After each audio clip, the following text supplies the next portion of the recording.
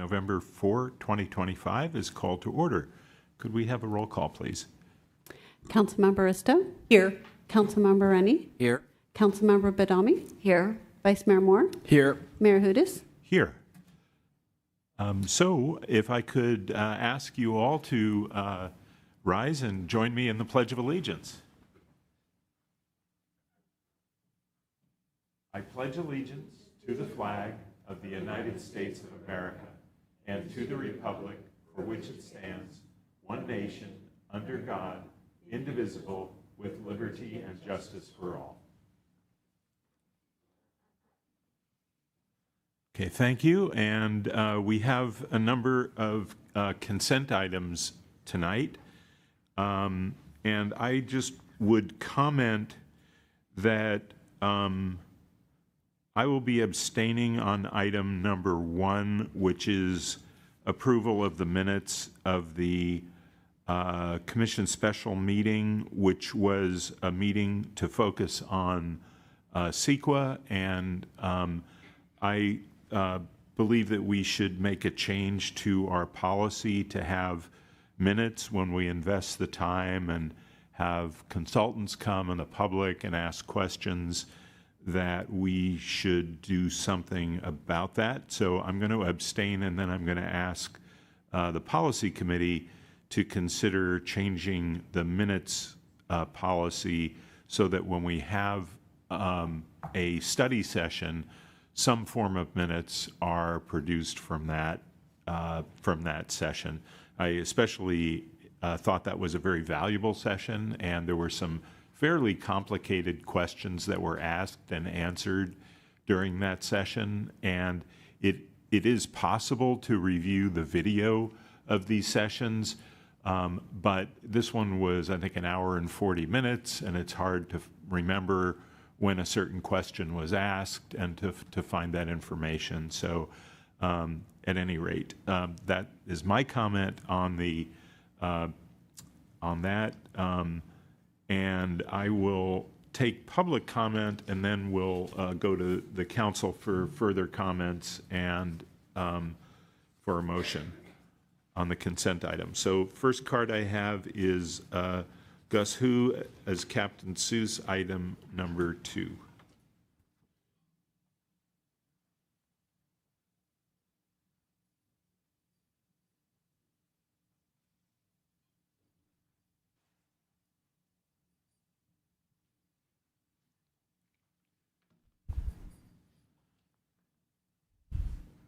Go ahead. The minutes already started. The clock has already started, but I'll try to go fast. As you know, I consider this a cat and hat town, and I like to always start out with a little sense of humor. And so I said this, should we tell her about it? Now, what would you do? Well, what do you do if your mother asked? The ending of the Cat and Hat book, if you want to look at it, because there's a lot of stuff that's going on. I'm being censored out. And the minutes, I object to all minutes regarding anything I've said and done. The consent, the photos and words, they're like, there's obviously some of this stuff is being blurred out, or this mic's not working. Like the planning and draft minute, it's like a 4. It's just some concerns that are going on, like with Project 2025 or the across the street with 151, and all that stuff has been just erased when this mic I know works, and people have come up and complained. And it's just, this is my last meeting because I got a letter from the town manager, and I'll get into what the attorney said on the planning commission, that the Brown Act, but and then the flowers I've been donating, and I'm not allowed to donate flowers or candy via what you said, and I'd rather have it just on me, then you got to decide, because I think that flowers up there would be, it's a town, it's a small town. And there's nobody's really here, and it's a town atmosphere. We're to complain. And I do have, I didn't give the town manager beef, but I think some of that, this is the beef that I'm to give him, that some of these policies are just wrong. So, that's it for the minutes, but I object to all the minutes that what you're putting out, because it's not accurate. Thank you. And I know I can't leave these, but I'll put some out there for the public to have. Thank you. Okay, thank you. Next speaker, Lee Fago, on item number 5.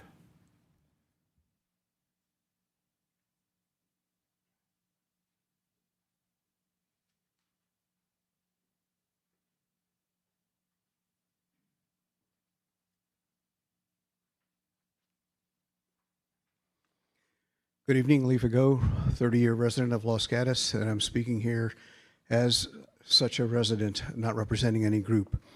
Item number 5 is to change one of the town ordinances regarding the watershed and floodplain. And it would be helpful if, in fact, there was a red line version of those changes so that we could see what the changes actually are. There's the old version, the new version, and you've got to read multiple pages to try and find where the changes are. So redlining would be very helpful. And in particular tonight, what I wanted to speak about is that AB 130, Assembly Bill, does allow local amendments to California building standards codes that applies to residential development, including exceptions to protect health and safety. With that in mind, for this particular item, new housing projects proposal on the North 40 Phase 2 includes several large and tall buildings, including up to 9 stories tall. There is also a proposal on Oka Road that also is outside of the safe area of the town, had identified for such new housing, as Oka Road is a one-way in and out street with no other exit and significant traffic issues with housing and commercial businesses on Oka that impact mobility safety. These developments are connected via Lark Avenue, which itself is already a safety concern. So several citizens have expressed concern in the last 2 years repeatedly to the town committees and council members, not just that these buildings do not fit the character of the town, but are also adjacent to earthquake fault lines and in watershed flood areas and liquefaction zones. See the town's 24 general plan, figure 9.2 and 9.5 for the specifics and the maps. Please take appropriate action given the lack of stability on both these sites for any tall structures. Putting a 9-story building on a watershed area and a fault line is putting the neighbors and possibly the new residents who would go into such a structure at significant safety risk. Please do not allow that to occur. Protect our citizens.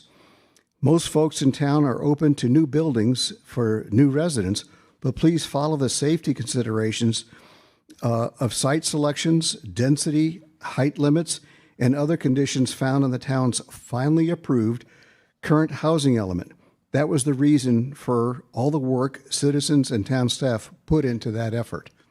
So please do not allow that 9-story building to go on a fault immediately adjacent to a fault line and on the watershed where there is no stability there. And you can see that today if you drive by. Sometimes there's flood puddles on the site. Thank you. Thank you. No questions? Thank you. Do we have anyone online who would like to speak on the consent items? There are no hands raised on Zoom. Okay, I have no more cards, so we'll close public comment on consent. Any comments or motion on the consent items? Councilmember Risto. Thank you. Given that the minutes reflect our policy of how we do action minutes, I would like to move to approve items 1 through 9 on the consent calendar. Vice Mayor? Second. Further discussion? Okay, I'll call the question. All in favor? Aye. And my vote is aye on all except for one on which I abstain. Okay, so now we move to verbal communications, and I have a couple of cards here. And the first one is Susan Bassey.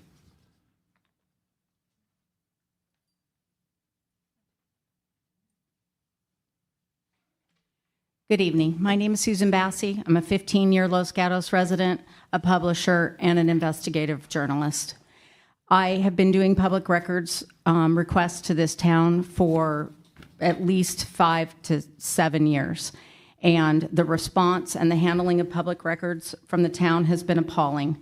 This town has been sued under NYMARC and lost that lawsuit related to public records before. This town had their police department entangled in a public corruption case involving Judge Dancer, and this town is being complicit with the culture that continues to appear to be ongoing.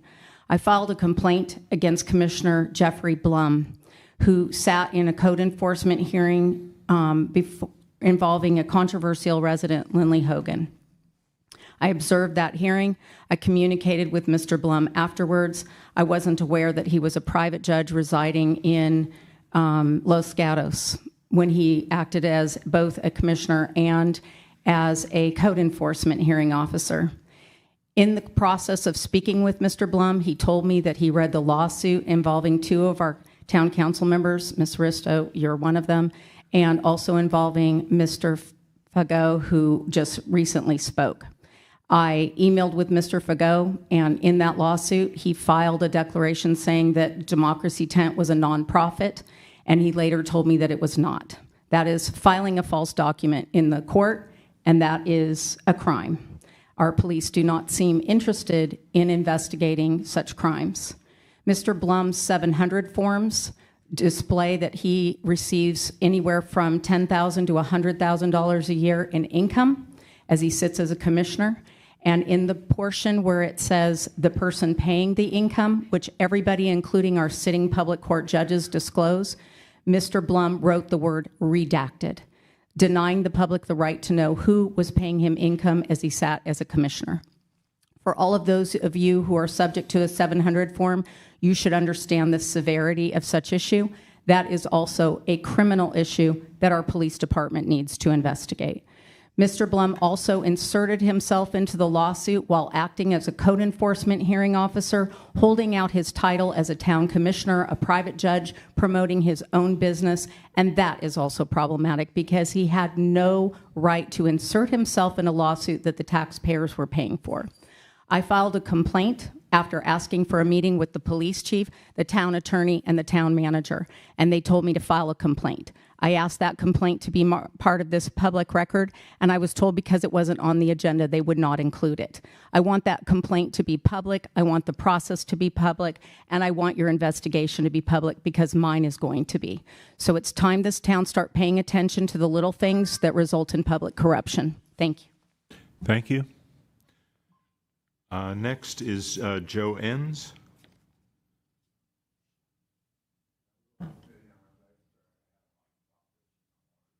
Take your time.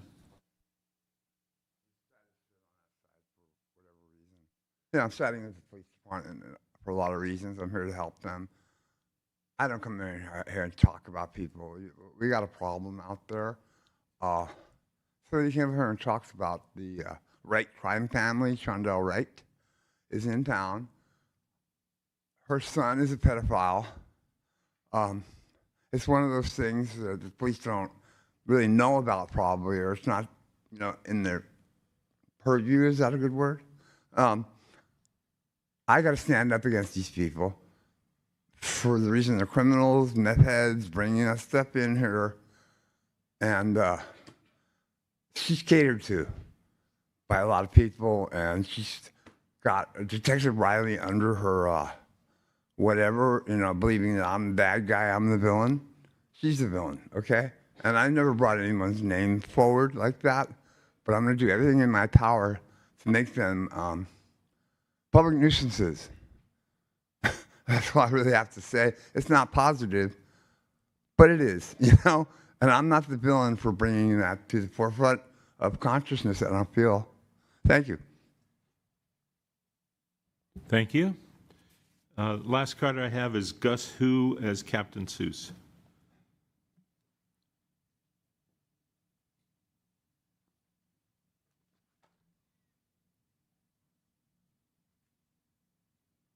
Go ahead. Your time started. I know that. I see that. First of all, I don't want to report this to, out in the public because of what was just said. If she has, the person before me, if she has issues, she should just file a complaint and file a lawsuit. That's what I do. I file class action lawsuits, just to bring it out to certain things out to the public. I handed you some stuff. I'd rather, like I said, pull you aside and do things in private because you have rights. Both sides have rights, and there's a lot going on. But to start off, I marked one, this teacher, a $40 million lawsuit. I'm going to do this really quick. This is something that you guys should realize that you can be sued personally and personally and as a representative of things. You should know your rights.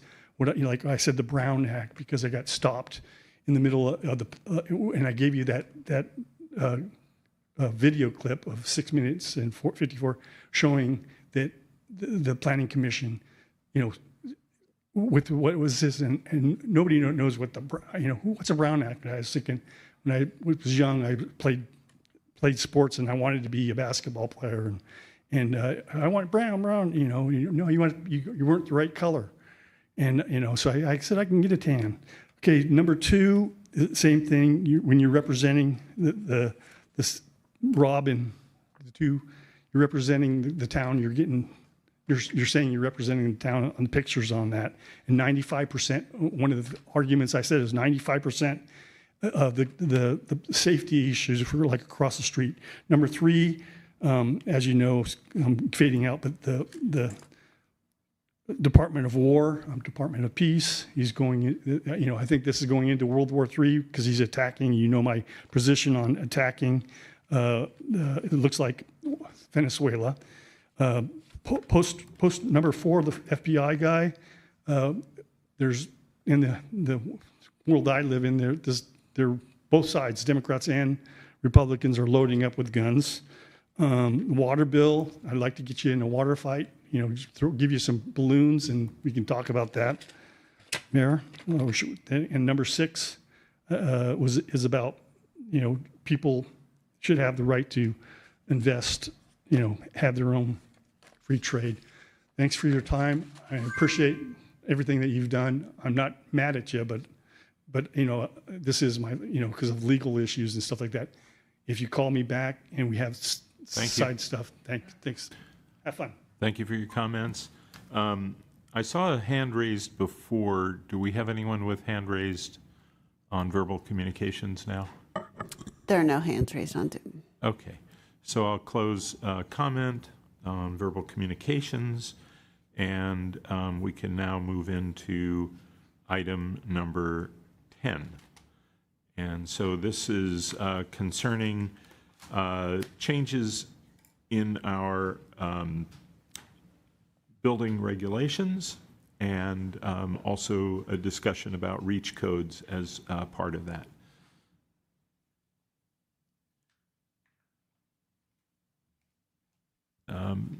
Who would like to start, Mr. Gray or Mr. Constantine?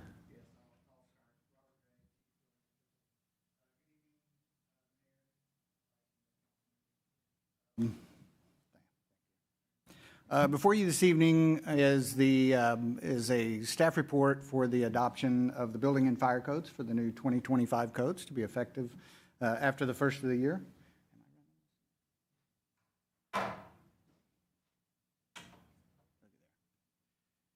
So as you're probably all aware, you've been down this road before. The California Building Standards Commission adopts new codes every 3 years.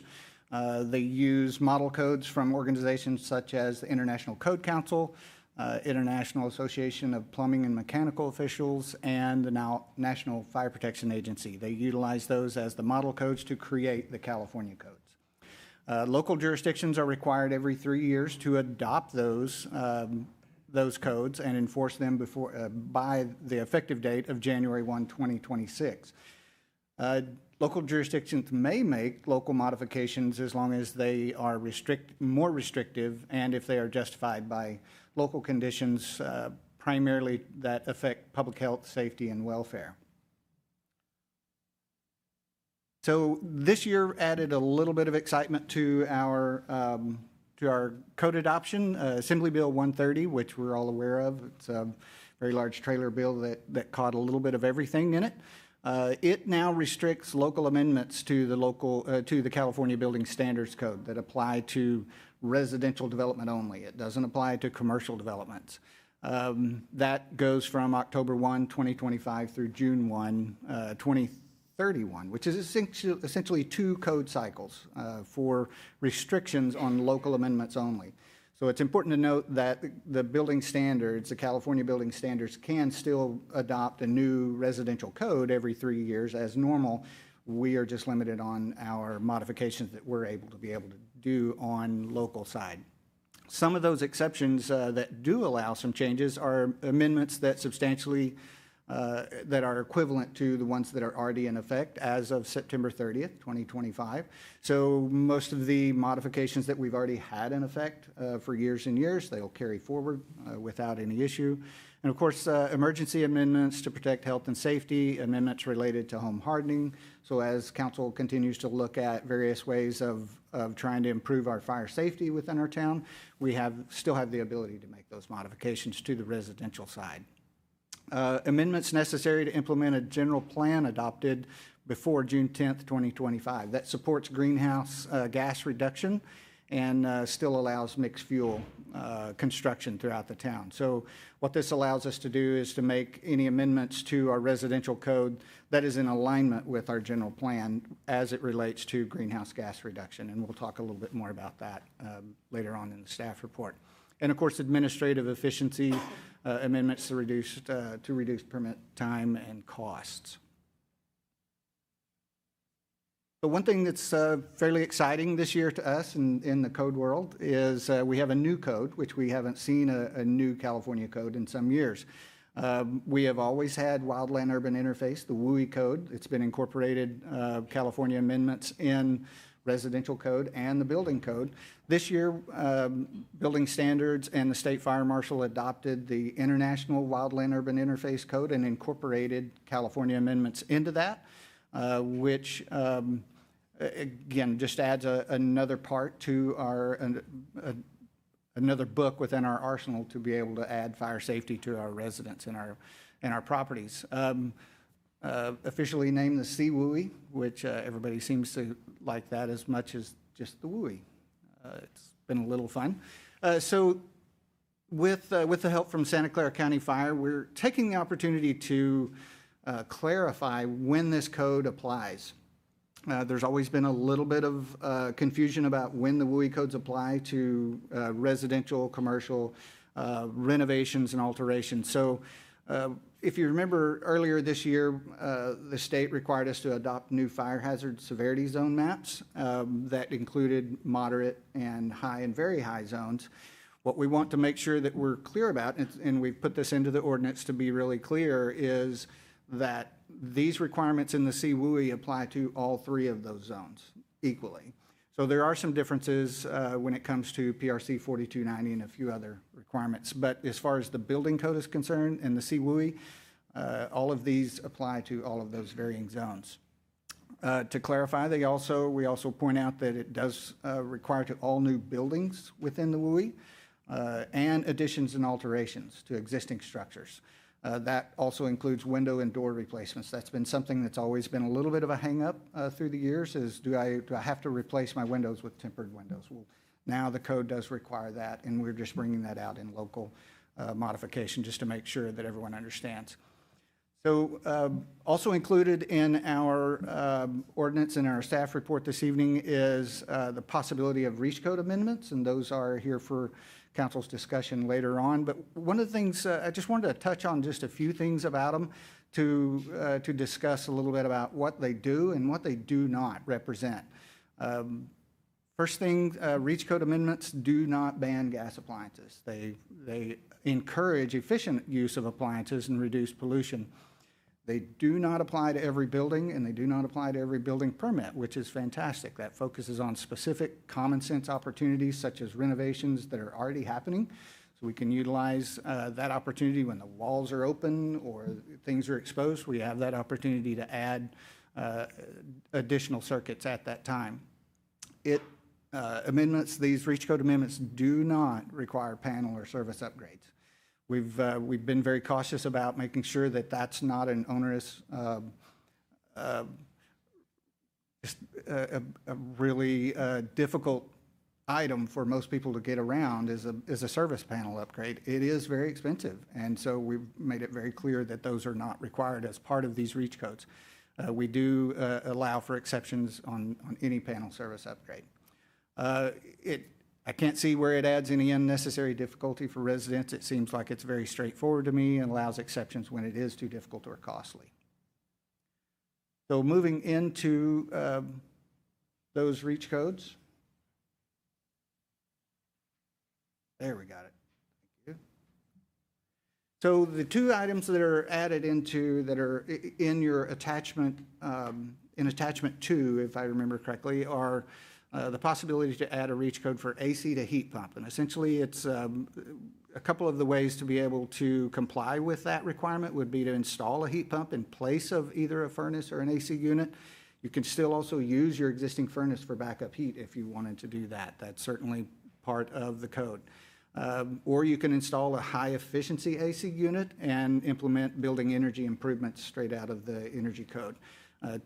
Such as enhanced attic insulation, ductwork, duct sealing, various things like that's included within the existing energy code. The other item is electric readiness. When electrical work occurs within 3 feet of a gas appliance, the project must include conduit or panel capacity to accommodate a future electric appliance. But again, this is when work is already going on in that area. It's not a standalone item. And so it's all predicated on the fact of if there's not physical and amperage space within that panel, it is exempt at that particular point. So we don't have to worry about panel upgrades for the reach code that way. So our recommendations for council tonight is one of two of the following actions. Option 1 is the core building code update with the reach codes. It's adopting a resolution which is included in your packet as attachment 1 that confirms the town policy on greenhouse gas emissions, ties to our general plan, and then introduce an ordinance which is attachment 2, adopting the new California building codes as amended. Option 2 then is just the core building code update with no reach codes, which is just the base code, introducing that ordinance of attachment 4 and adopting the new California building codes as amended. With that, we're joined here tonight for questions by Silicon Valley Clean Energy representatives. We also have TRC energy consultants on Zoom, and then we also have representatives from Santa Clara County Fire to help us as well. So we're here for your questions. Okay, great. I think I'd like to take public comment first before we go to questions. I think it'll be, then we can ask questions that the public has raised. So I'm going to ask, I have a couple of cards here and I have a few hands raised. Nova Jayaraj, and then Prisha Gupta.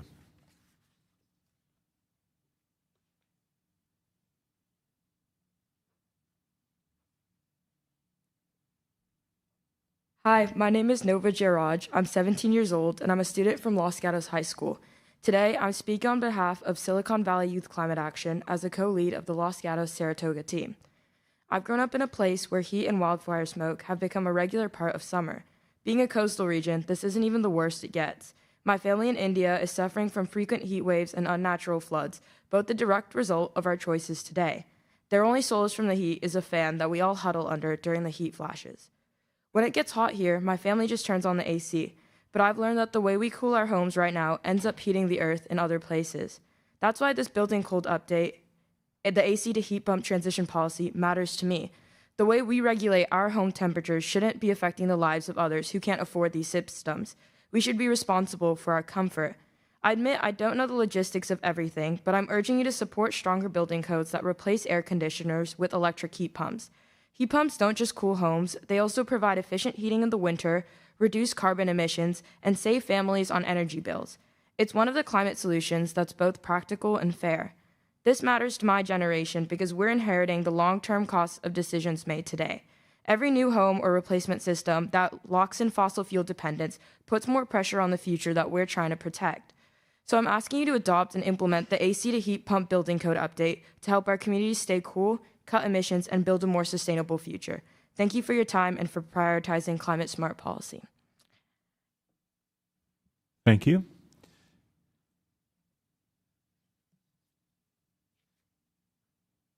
Prisha Gupta. Hello, my name is Prisha Gupta. I live in Los Gatos and am a freshman at Notre Dame San Jose. Today, I will be speaking on behalf of the Los Gatos Youth Climate Action Team to express our support for escalating the creation and enforcement of local building codes that will undoubtedly promote a lower carbon footprint and overall welfare as a sustainable and efficient option. Our future relies on the choices this council makes now. I am not only voicing for the Los Gatos Youth Climate Action Team, but for an entire generation that will inevitably inherit this planet. From 1990s to 2023, the total greenhouse gases added by humans to the Earth's atmosphere increased by 51%. The presence of these greenhouse gases poses real threats, including heart and lung disease, a decrease in the amount of safe drinking water, and much more. As more greenhouse gases are released into the atmosphere, we can only expect these consequences to snowball as well, resulting in sickness, loss of accessibility to basic human rights, and even death. Small changes like these, like adopting and encouraging electric heaters, will help hinder the exacerbation of these effects on our future. I would also like to note that for a long time, it has been a goal of Los Gatos to promote sustainable options and reduce emissions from buildings. For these reasons, I urge you to support the integration of the new Chapter 6 Building Codes and Regulation. Thank you for your time. Thank you. I have some hands raised on Zoom. Is that related to item 10? Yes, I believe they're related to item 10. Okay. Deshelle? Dashel Leeds. Go ahead. Awesome. Hello. Thank you. My name is Dashel Leeds. I'm the Conservation Coordinator for the Sierra Club Loma Prieta chapter. I'm speaking tonight to support the adoption of the building codes before you tonight, including the REACH code provisions containing the AC to heat pump language, which is option 1, the core update with REACH codes. There's been a groundswell of cities in our area that have adopted AC to heat pump codes, including Menlo Park, Mountain View, Saratoga, Los Altos Hills, Palo Alto, Sunnyvale, and more. Last night, the San Mateo City Council directed their staff to create an AC to heat pump ordinance and return to them for adoption. Adopting these codes would be in line with General Plan Goal ENV-9 to support local and regional efforts in the town's response to climate change. And then there's a number of sub-goals within that goal that would also support the adoption of these codes, including promoting energy conservation in businesses and residential uses by encouraging the installation of fixture and appliance upgrades. This is ENV 9-6. There's a bunch of other goals in this plan that would support the adoption of these codes, but you don't need me to sit here and list all of them to you. With the town's goal of reducing emissions and electrifying buildings, I think it's incumbent on us to take action when it's most optimal. And the absolute best time for households to switch to a heat pump is when they need to replace their air conditioner. Actually, it's even better than as opposed to when they need to replace their furnace. This is because an existing air conditioning system has all the necessary electrical wiring and capacity in place to allow for a drop-in replacement with a heat pump. So the process can be extremely easy. And these heat pumps, they're extremely efficient appliances. which is why cost effectiveness studies demonstrate that residents will save money each month on their energy bills and can save tens of thousands of dollars over the life cycle of these appliances. One amazing benefit of heat pumps that you've heard tonight is that they can operate in reverse, meaning they can both heat and cool your home, which means that residents who get a heat pump can actually no longer use their gas furnace if they desire, which further reduces emissions and improves indoor air quality. I encourage you to ask the representatives from Silicon Valley Clean Energy about the rebates and support they have made available to assist residents in this process.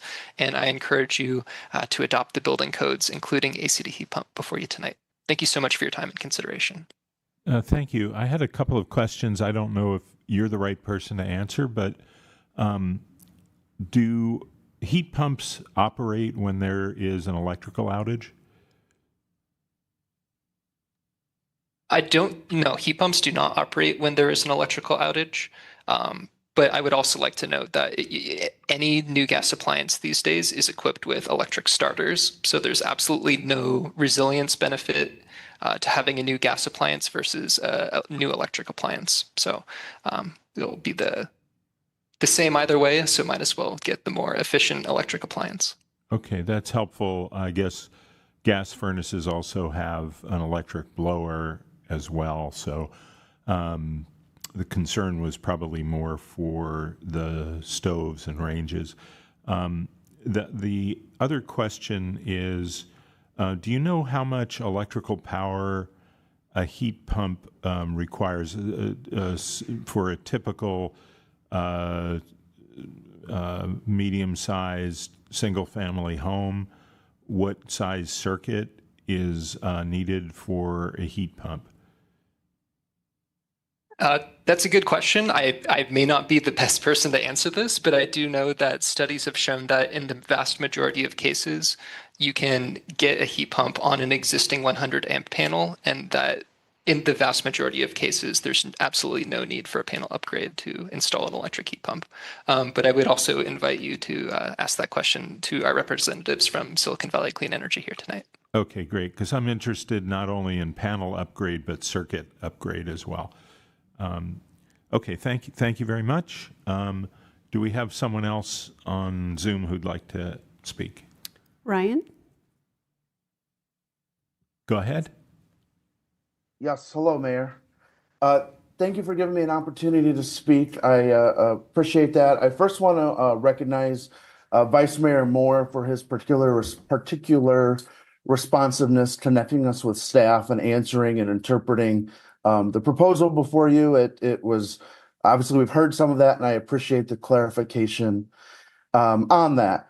What I wanted to basically focus on are primarily concerns of the Silicon Valley Association of Realtors was on the part that specifically speaks to electric readiness. If you read that in your staff report, it specifically says project must include conduit panel capacity to accommodate a future electrical appliance.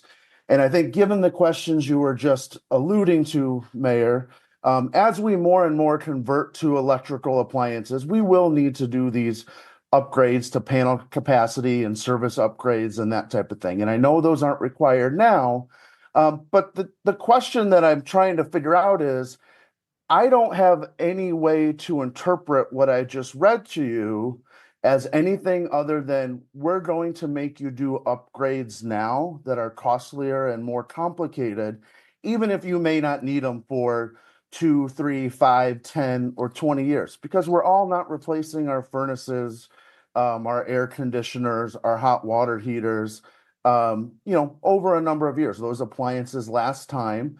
And we know that we have regional agencies and state agencies that have already outlined a process to replace those with electrical ones when that time comes, for a number of good reasons that I don't necessarily disagree with.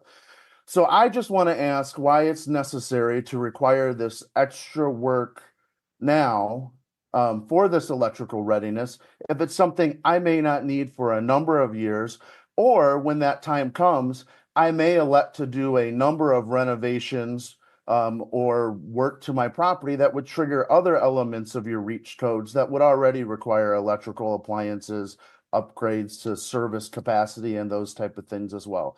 So that's the main gist of what I'm getting at. I have concerns with that, but otherwise I want to just really appreciate and thank your staff for working with us to clarify some of these. And I want to appreciate as well that you guys are trying to do this in a thoughtful manner that doesn't overburden and create more additional costs to homeowners who are just trying to take care of maybe some of the things they need to now and saving those things, as a previous speaker said, for the more appropriate time of when we actually have to replace those appliances at their end of life. So thank you for that. That's the concern I want to share, and I look forward to your further conversation on this. Thank you. Thank you. Any other, I see Bon, is that someone who'd like to speak? Hi, my name is Dan. Yeah, I'm the board member of BAHM Business and Housing Network. I am a resident of Los Gatos as well. So we do have many members in Los Gatos. We kind of concerned that Los Gatos is pushing a very aggressive clean energy plan. So basically, we feel like the cost for the housing in Los Gatos, I mean, generally in California, has been increased a lot. So if we are going to kind of push too aggressively about the clean energy, I mean, definitely it's a future. We're willing to upgrade to electricity if possible. But if we kind of just require too much for the homeowners, it's definitely going to add a lot of burden to us. And as you know, that as the mayor asked as well, that electricity in California is definitely not enough for everyone for all the time. We facing several times for the electricity kind of just out of outage all the time. Anyway, it's going to be a problem that if we just mandatory to ask everyone to change all the furnace, whatever, to electricity without any kind of a backup. And also, we just feel like also California is pushing clean energy everywhere already. And Los Gatos itself, I really don't think we should kind of single out ourselves to have a more kind of aggressive policies to besides the whole California. So we should follow all the other cities to kind of slowly, generally to kind of upgrade to the electricity plan. And also, again, California, Los Gatos, at the same time, we need to build more housing and more kind of encouraging people to do more innovation and more add units or whatever. But if we put too kind of strict and costly policies to upgrade your home, I definitely think it's going to be stop the homeowners or investors for doing so. So thank you so much. I really appreciate that you think about the real situation, and we can Los Gatos can kind of adopt more kind of generally and slowly kind of gradually clean energy plan moving forward. Thank you so much. Thank you.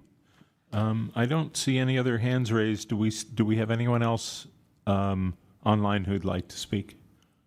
There are no more hands raised on Zoom. Okay, so I'll close public comment on this, and now we can go back to asking questions of staff. Councilmember Risto.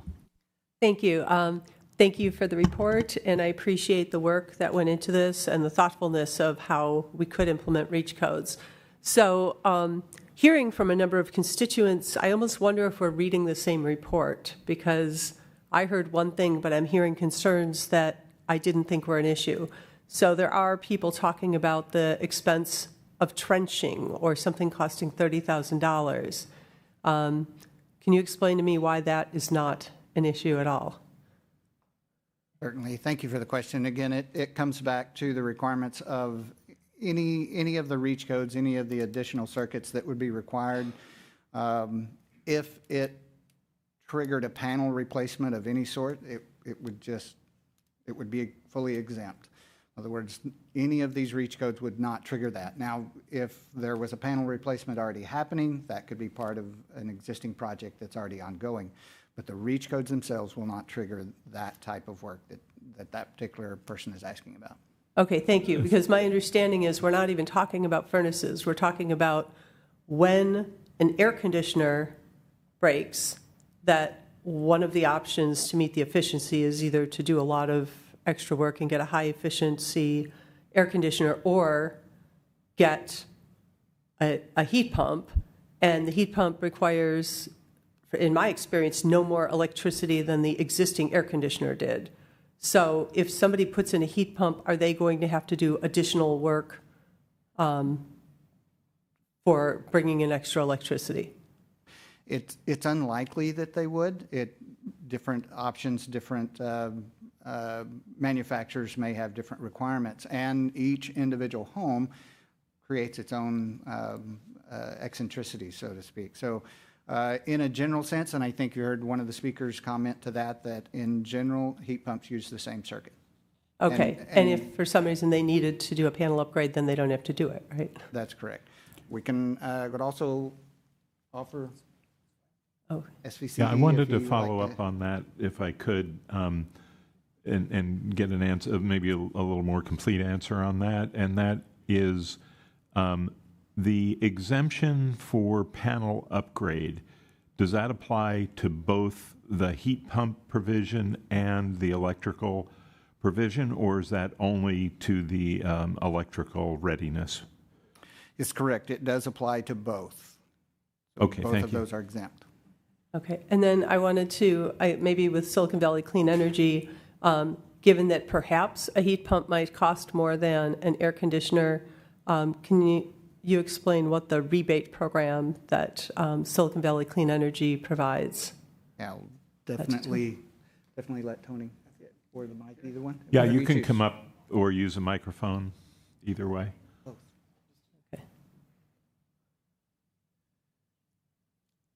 Good evening, Tony Yulo from Silicon Valley Clean Energy. Yes, our rebate currently and has been for several years is $2,500 for a heat pump. Those that are income qualified can get $3,500. And so as a follow-up, in your experience, is that about what the difference would be between replacing an air conditioner that I already have with going to the heat pump? Yes, on the initial cost, that is typical. That's typically about the gap. And then as your packet shows, on the long-term basis, there's actual savings from having the heat pump. So, okay, and then without regard to the rebate, it's just there's a savings anyway. Because it's more efficient over time and Right. your utility bills go down. Okay, and then the next question I have is relating, since we're talking about the rebates, is if somebody's already doing a project that required pulling permits and is doing work on an appliance, a gas appliance, or any kind of work where you've got the wall opened up, then within 3 feet of that, they're required to put in an outlet for future electric appliance. About how much would that add to a project just to put a circuit in when you're already doing it? And what is the rebate that is available to anybody doing that work? So it's important to understand, as you described, this would be a project where there's already an electrician coming on site. So he or she is already there and engaged in the site, which is a lot of the challenge in getting someone to do it and getting good bids. So if this was bid out as part of your project, in my experience, it's in the order of hundreds of dollars, certainly not thousands. My own experience at my house, it was $700. Okay. And that was with a pretty efficient contractor. The SVCE rebate is $500 per circuit, up to a maximum of 4 circuits or $2,000 for a house. Okay, thank you. That's it for now. Okay, so I wanted to follow up a little bit. I have a gas furnace and an electrical air conditioner, and I was told that if I wanted to change my air conditioner, I needed to change the gas furnace as well. Is that correct? No. Okay. So there's an option, certainly, and just in In my own home, that's what we did, is we got rid of the gas furnace and got a new air handler in our attic, and our heat pump is supplying both heating and cooling. But no, you can absolutely maintain your furnace and use it as a supplemental source of heat. Use your heat pump for most of your heating, and retain the furnace for auxiliary heat on those extra cold days. I see. And my experience was a bid for $21,000 to make a change to my heating and air conditioning system. Is that close to what you understand for a complete change? As Robert pointed out, every home has its idiosyncrasies, and of course, every contractor has a different spec sheet and how they're bidding jobs. That would be higher than the average that we see during our rebate program. And I think it's important to keep in context that you would be, in that instance, getting basically a new furnace and a new air conditioner. And if you looked at replacing both of those items separately, you'd be approaching that, about that much as well. So actually, that was the difference between a straight out replacement and a replacement with a heat pump system. In it that was case, 21,000 higher. Yeah. In that case, I would say that's a pretty dramatic difference compared to what we typically see. Okay. I had another question about rebates. Has PG&E, the state, and federal government continued or increased their rebates and support? I'm not aware of any PG&E rebates of the recent years for heat pumps. The state government has rebates that tend to come and go based on the state budget. The federal government has phased out their rebates and tax credits, which most homeowners are looking to take advantage of as of December 31st of this year. SVC rebates have been in place for years now, and the board right. just recently refunded them. Very much the SVCE capability, but in terms of would it be fair to say that the total rebates that are available now from all sources are less than they were, let's say, 2 or 3 years ago? I'm not sure when the federal government passed their tax credit law, the IRA. So 3 years ago, I'm not sure that was in place, and therefore that they weren't there. But certainly, with the current administration in Washington, rebates have gone down. There's no denying that. Okay, and then to the question that I had earlier about a circuit change versus a panel change. And so are you suggesting that that a circuit change or an upgrade to a 50 amp circuit, let's say, would not be required? It depends on the home, and I'll ask Robert to add to my answer after I give it, which is depends on the capacity of the home. So if there's adequate capacity at the panel, then the ordinance would require someone to add that circuit. If there is not adequate capacity at the panel, then the ordinance, you would be exempted. Is that, Robert, anything to add? That's exactly correct, yeah. At the panel, yes, but I think there's a difference between a circuit upgrade and a panel upgrade. And again, the prices that I was quoted were $2,500 to $3,500 for a circuit upgrade. The panel upgrade would be way more than that, probably $50,000, because they'd have to do PG&E underground work from the street to my home that I would have to pay for. But just for a circuit upgrade, it was $2,500 to $3,500. I can't speak to the relationship you have with the contractor, but that seems very high to me. That was from several heating and air conditioning contractors who had their own electricians. Okay. Any other questions? Yes, go ahead. Okay, thank you. The mayor's question raised, my experiences this year when we remodeled our kitchen, we had to do a panel upgrade, and I had been hesitant to do that for years, but it actually did not require undergrounding.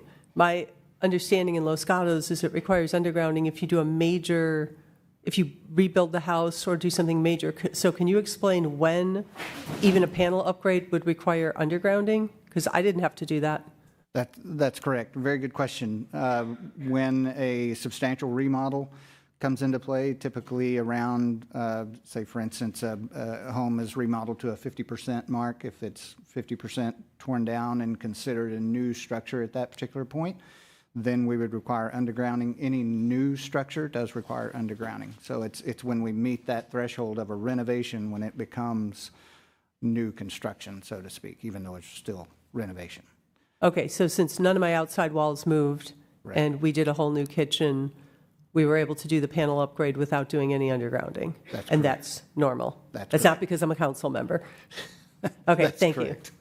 And just to clarify on that, mine was already underground, but in order for PG&E to run heavier lines to my home, that's what required underground work because they couldn't just pull it; they had to dig in order to do that. So there are sometimes circumstances where you have to upgrade your underground service. Does that make sense? Okay. Yes, that'd be correct, yes. Okay. Okay, thank you. Yes, sorry, Councilmember Rennie. I think there's a little more discussion on the panel upgrade. A lot of people are assuming that if you have 3 40-amp breakers, which is typically what you use, 30 or 40 on most of these electrical appliances, in 100-amp, so 3 40s in 100-amp, you think, oh, my God, I need to upgrade the panel. And I've been thinking about that a lot, and I think you have too. Can you talk to me more about your thoughts of why you don't need to upgrade your panel if you have 3 40-amp breakers in it? So let me just say, it's a really interesting study. And actually, I'm going to give an answer, and then I'm going to ask Farhad from TRC, who's a panelist, to add to my answer. But there was a very interesting study done of homes in Sacramento, and it was important that they were in Sacramento because Sacramento is very hot, as you know, so people run their air conditioner a lot. And they looked at homes that were all electric and found that lots of people were getting by in the summer, with 100-amp panels. And so these were homes that were all electric, so they had electric ovens, electric ranges, and electric heating and cooling, obviously. And they were all fine with 100 amps. And the reason, to answer your question, is that they're not all used at the same time. And so the code allows for a calculation adjustment based on not continuous use of all appliances at once. And so, as I said, I would invite Farhad to comment further. And I'd also add to it that a 40-amp breaker means that's when it's going to trip. So if it's running at 40 amp, you're tripping it. So it's actually designed to run much less than that. 80%, so even if they were all running at the same time, it's not going to be 3 times 40. But Yes. I look forward to Farhad's answer also. You wouldn't put more than 32 amps of load on a 40-amp circuit. It's an 80% usage rating. Farhad? That's correct. Yeah. Good evening, Honorable Council. My name is Farhad. I'm with TRC. We are an energy environmental consultancy here with SVC tonight. Thank you for considering this item.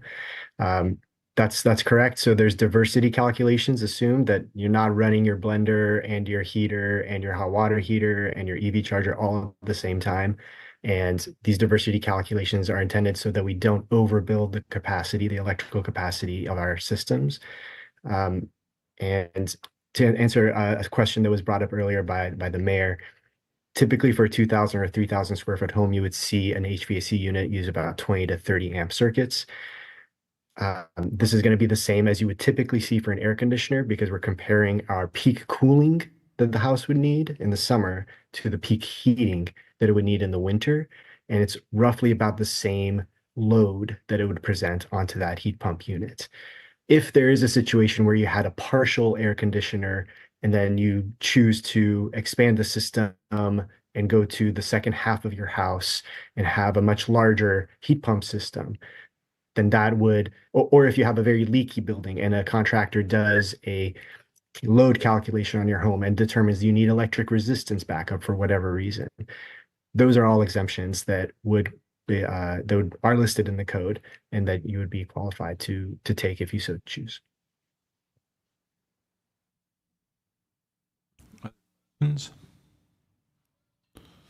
Okay, thank you. Is there anyone else online who'd like to speak?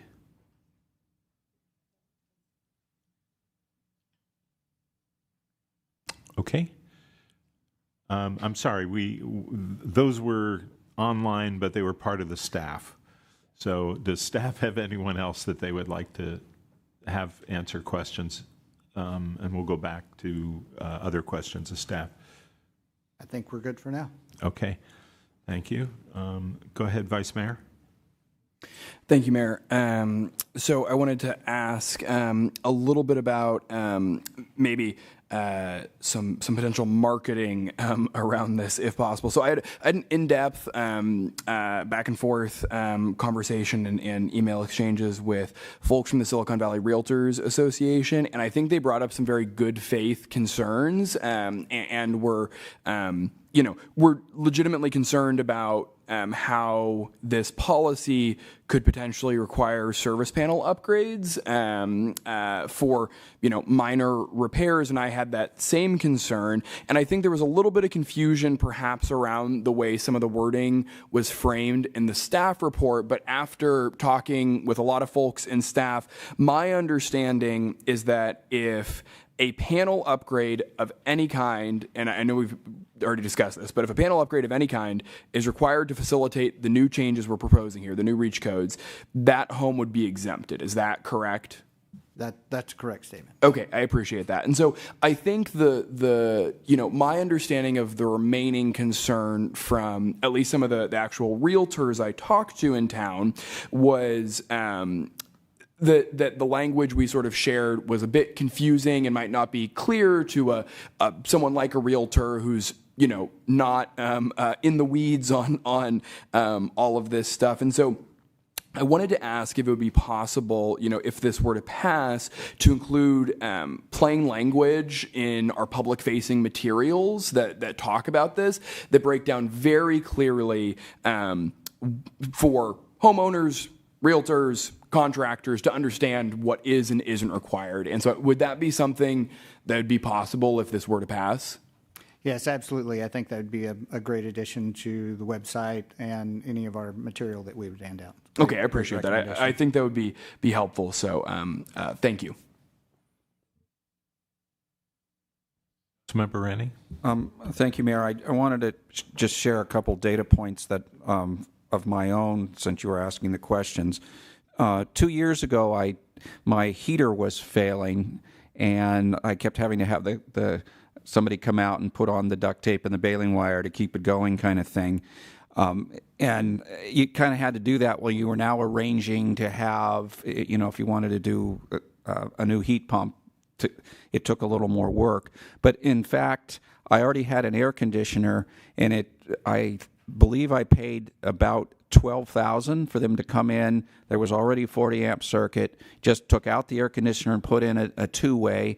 Took out the heater out of the attic and threw it away, and put in a new heat exchanger and connected into the existing ducting. And that only cost me about $12,000. And then I got a $2,500 rebate from Silicon Valley Clean Energy, and I got about a $2,000 tax credit from the federal government in that year. So much different number than you're hearing. My house is probably smaller, so that might have been, I think I had a 4-ton or 4.5 ton, something in that range unit. So, but the numbers you were talking about are much different than I actually experienced. And then last year, so not at the same time, I put in a new heat pump, and while I was running the circuit for that, I asked them, hey, can you also run a circuit into the kitchen for the stove, and then I'll later get a stove. And that was only an extra $1,500 to run that extra circuit, even though they weren't even in the kitchen already, but they were under the house running the one for the water heater. So just a couple data points in that I experienced. Thank you for that information. I think I need to ask for your electrician's contact information. Yeah, and my house isn't very large, but it's tall. It's on 3 levels, and so it's like a chimney, and so it's challenging. I did have another question going back to the electric readiness, and so I'm just going to describe a scenario.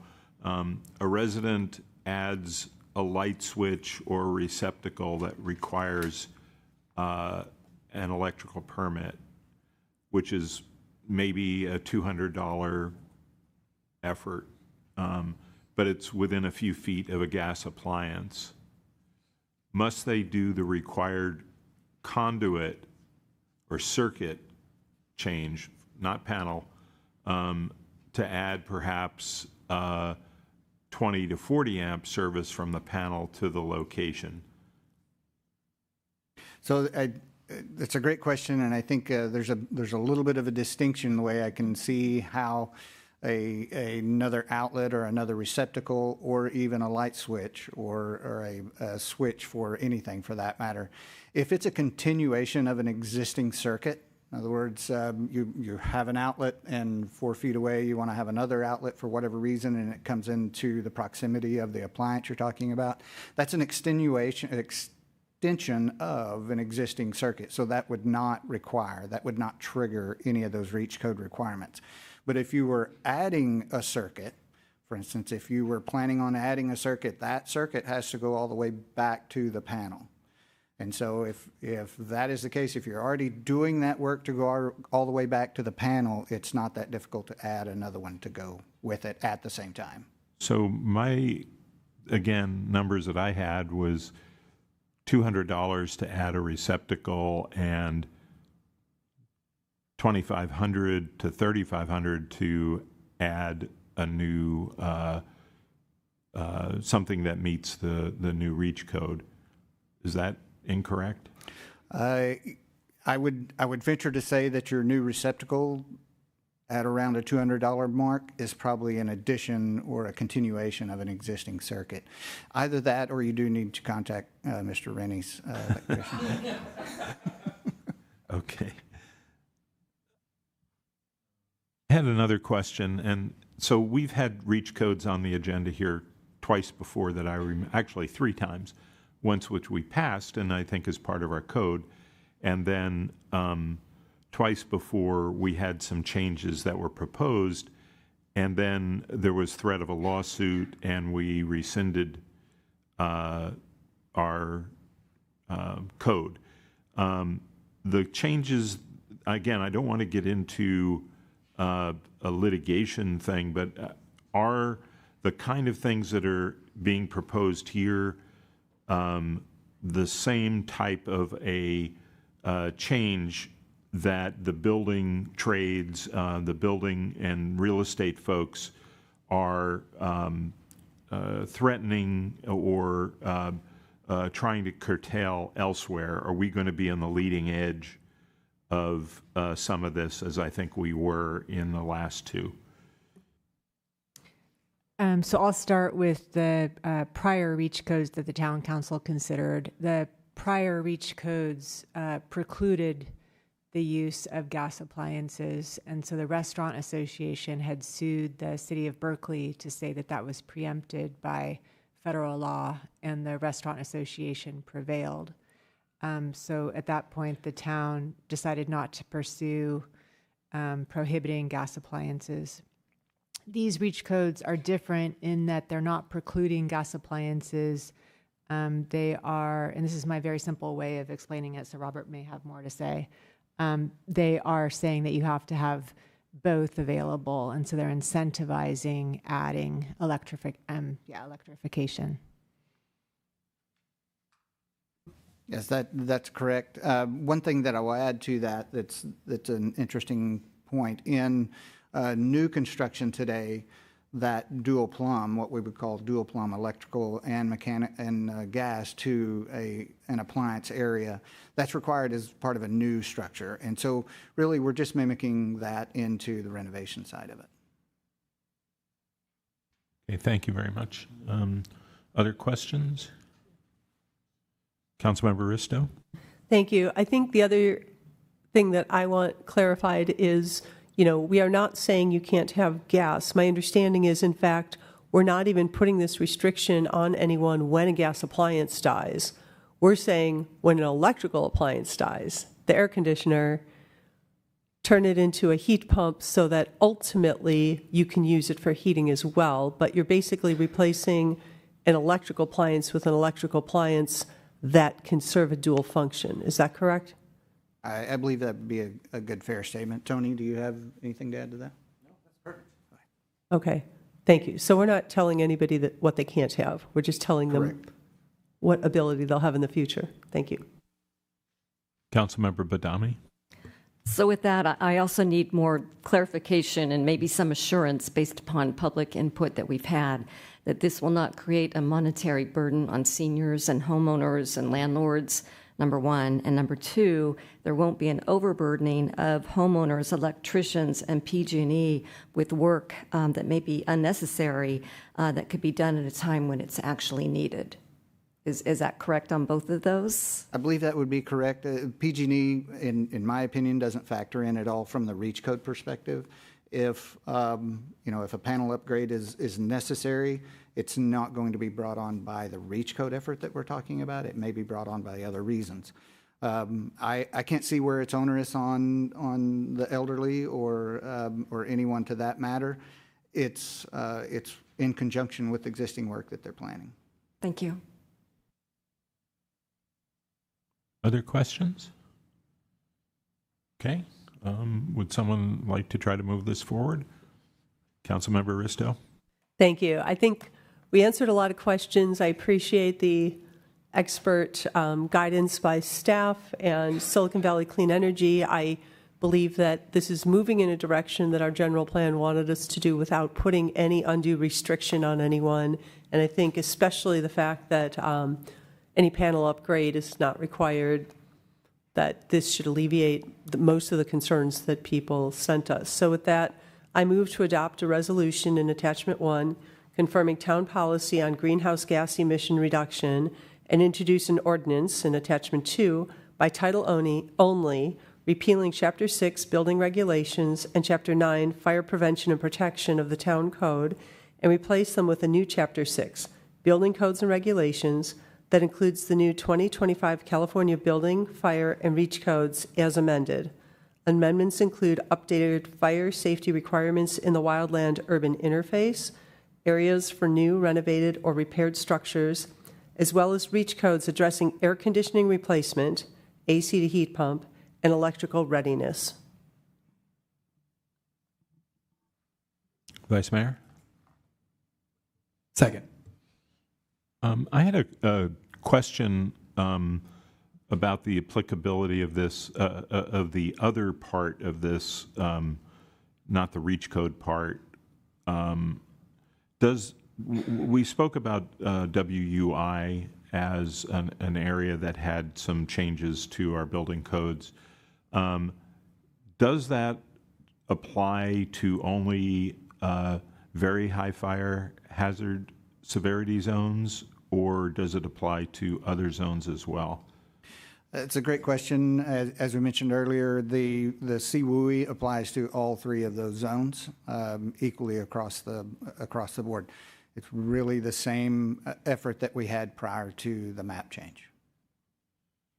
Okay, so is that a change from what we've been doing, or is that in the applicability of our building codes? Did we only apply that to the very high fire hazard severity zones? If you recall, before we changed the maps earlier this year, all we had was very high fire danger, and so it was applied equally across all of that. Now we've staggered that into 3 different zones, but the WUI code is still applied to all 3 of those equally. We did have some line changes, if you remember, as to where it is applicable, but for the most part, it's still the same enforcement. Okay, thank you. Vice Mayor? Thank you. I'll just add my comments on the motion. So I appreciated the conversations that I had both with environmental advocates about this and with realtors in Los Gatos. I especially appreciated this evening hearing from young Los Gatos residents from the Silicon Valley Youth Climate Action Los Gatos team who shared why these sorts of changes are so important to young people in our community. I will just say I've always felt that the perspectives of youth in conversations about the environment and the future of our climate should be considered with extra weight, as these are the people who are going to be inheriting our planet and our town in the future.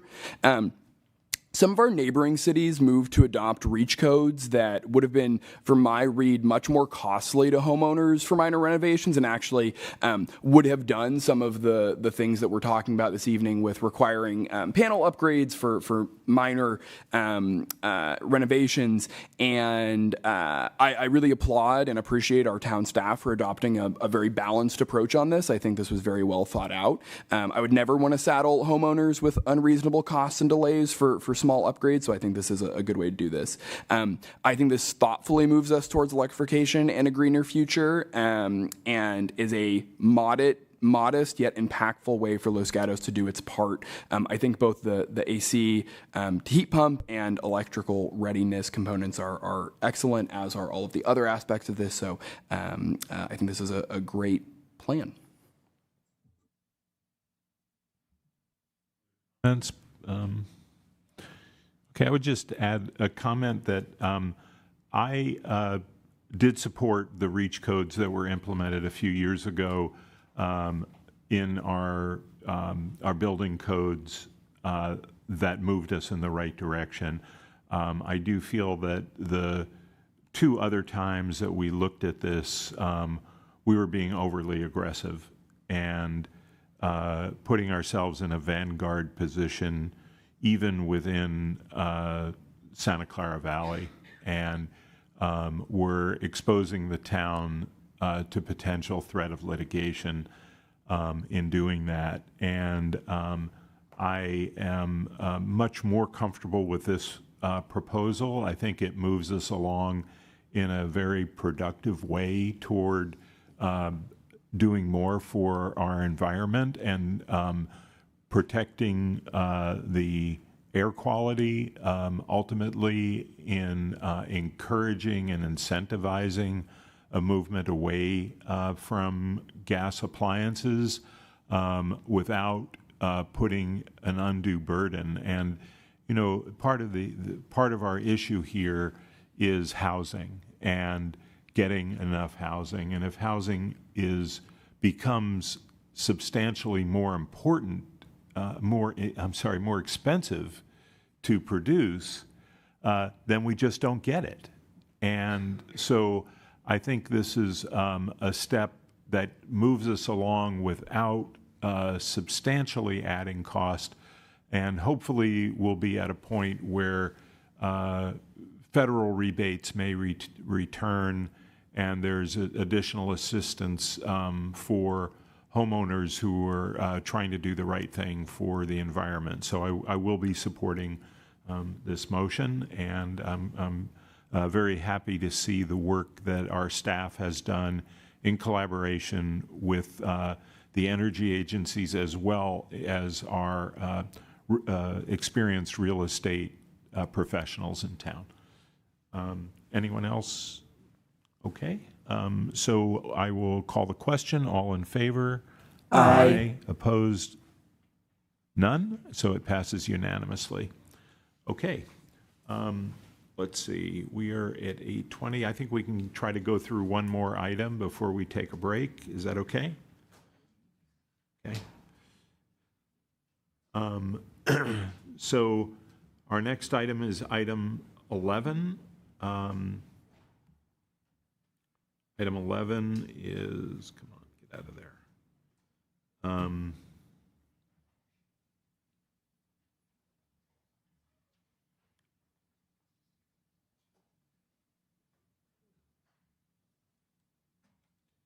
Is Capri Drive, 14331 Capri Drive.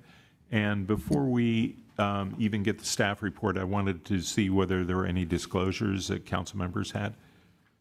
Did anyone visit the site or speak with the applicants? I did visit the site. I didn't speak with anyone about it. Councilmember Risto, same. Okay. Okay. We'll take one quick break here.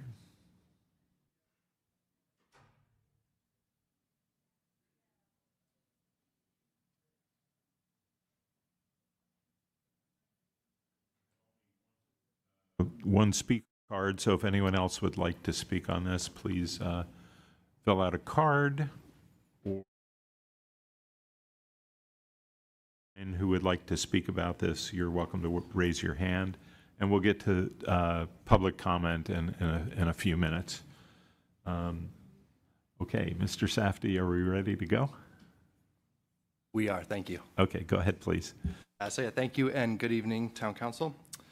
Before you tonight is a proposal requesting approval of a zone change from office to single-family residential, as well as demolition of the existing residence and construction of a new two-story residence, as well as site work requiring a grading permit. The property is located on the corner of Capri and Vasona Avenue. Sorry, let me catch my breath. It's in a transitional neighborhood with a mixture of commercial and residential uses in that surrounding area. The property is currently zoned office, but has a general plan designation of low-density residential.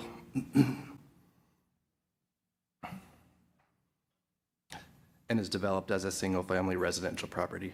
The surrounding properties on this side of Capri Drive, they all have a low-density residential general plan. I apologize, I just ran and it's taking me a second. Why don't we just pause for a minute or two? We can do that.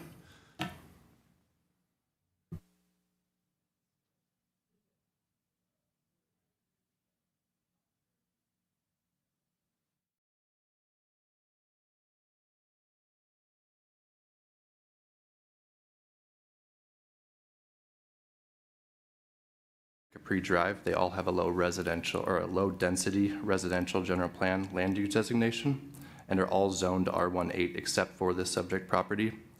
As residential is not a permitted use in the office zone, the application for a new residence necessitates this zone change. The existing residence was built in 1940 and removed from the historic resources inventory by the HBC a couple of years ago. It's worth noting there's an existing two-story structure with 2 ADUs on the site that were approved back in 1989 and are allowed to remain and are not being reviewed with this application. Earlier this year, the Planning Commission reviewed both the applications. For the zone change application, the Planning Commission voted unanimously to recommend approval to the Town Council. The Ark and Site application for the grading permit and new residence also came before the Planning Commission due to some concerns related to neighborhood compatibility. During the Planning Commission hearing, there were conversations on the very subjective nature of identifying the immediate neighborhood and how if those lines were drawn slightly differently, the proposal would actually be a lot more compatible with the immediate neighborhood.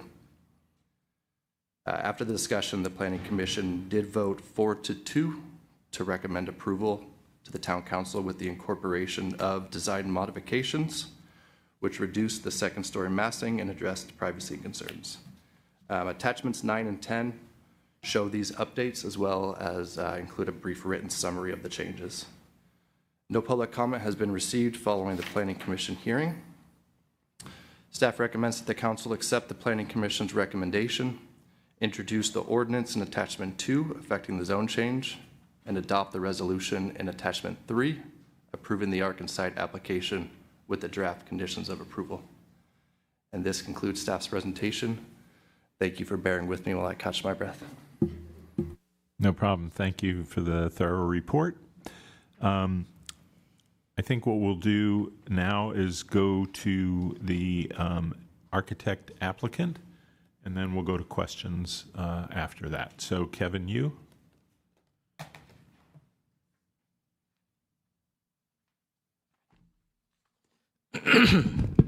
Oh, sorry about that. Good evening, everyone. My name is Kevin, and I'm here as the project rep on behalf of the owner and GKW Architects. This evening, I would like to walk you through about project updates and address the concerns that were raised during the last public hearing on June 25th. Next slide, please. This project fully complies with the town's residential design guidelines. For example, the building is set back 80 feet and 2 inches from the real property line. Existing trees already provide privacy screening, and we are proposing additional trees on the south side to further enhance privacy for the adjacent neighbor. Overall, this project complies with the height, FAR, and is consistent with the character of the surrounding neighborhood and the general plan. Next slide, please. At the last hearing, the primary concern was the mass of the house. In response to the Town Council's recommendation, we have set the second-story front facade back about 5 feet. As a result of this change, we have reduced the total floor area, FAR, and lot coverage. Next slide, please. Here we have is before and after comparison of the second-story floor plan. You will notice the following changes. Reduction in the size of the master bedroom, master bathroom, theater, and the balcony. The former office has been redesigned into a loft space. In addition, there's also a roof on the first floor. Next slide, please. Now let's talk about the elevations. On the east elevation, you can see a roof element which now wraps around the entire first floor front facade, including a new gable roof at the entry, creating a more welcoming, sharp, and proportional appearance. On the south side, we have reduced the number and the size of the second floor windows to improve the privacy for the neighbor. Next slide, please. Not much major changes on the west side, except there's a minor adjustment on the roof shape. And as for the north elevation, the triple arches have been modified to double arches to complement the front facade, reduce massing. Next slide, please. This slide presents a comparison of the neighboring properties' FAR and height. As you can see, our project remains well within the range and maintains the compatibility with the surrounding neighborhood context. In closing, I'd like to sincerely thank the Town Council and the community members, and a special thank you to Ryan Southey for his continued guidance and support, and to our neighbors for their understanding and open communication throughout the process. We truly value your feedback and appreciate the opportunity to contribute positively to this community. Thank you. So I had a quick question. That diagram that you have there, I have trouble reading some of the text from here. Is that in the packet, or is that in your letter or in the packet? That's actually in the package. Okay, could you direct us to, or staff, could you direct us to the page where that is?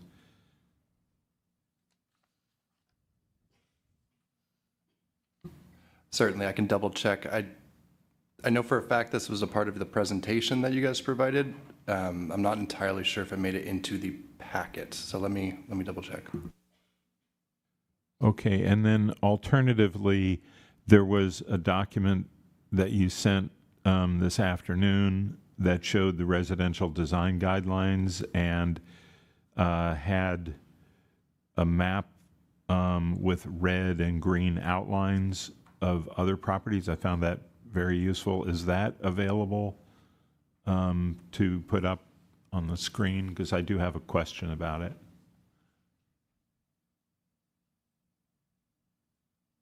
Yes, it is available, and I believe the clerk is working on that right now. Okay, so my question would be, as you're probably familiar, the residential design guidelines for neighborhood compatibility for a corner parcel are 227. 2 on one side, 2 on the other side, and then 3 across the street, 3 across the other street, and then 1 in the corner, so that equals 7. We often talk about 225, but when it's on a corner, it's in that upper diagram there. Could you walk us through which of the properties are 2-story in the bottom diagram there?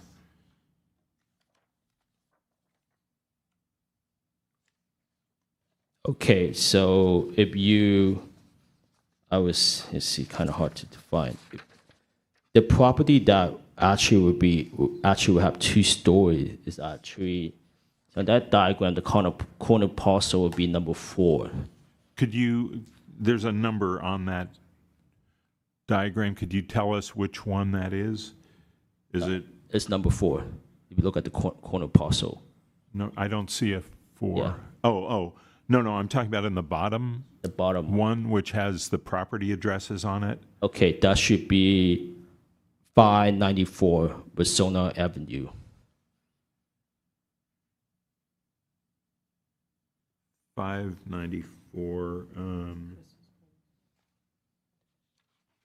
I'd be happy to point to them on the map if that would be helpful. Great, thank you.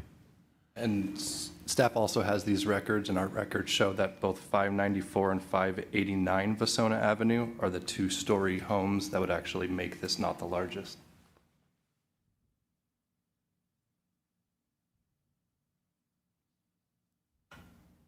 Okay. So 594 is not part of the typical 225 or 227, correct? Correct. It wasn't under staff's, how we interpreted that, the 225 or the 227 in this instance. It is worth noting the residential design guidelines do give the ability to expand that immediate neighborhood, but it just mentions there's a lesser weight given to the properties outside of that 225. Okay, so the 2 that are 2-story are outside of the 225 or 227, correct? That is correct. Okay, thank you. That was the question I had. Anyone else have questions? Okay, thank you. Let's see if there's anyone else from the public who would like to speak. I don't have any cards. Don't have any hands raised. Is that correct? There are no hands raised on Zoom. Okay. So the applicant has more time if you would like. You have an additional 3 minutes. If you have anything else you'd like to add.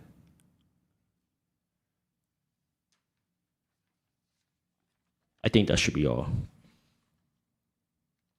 Okay, are there any questions, council members?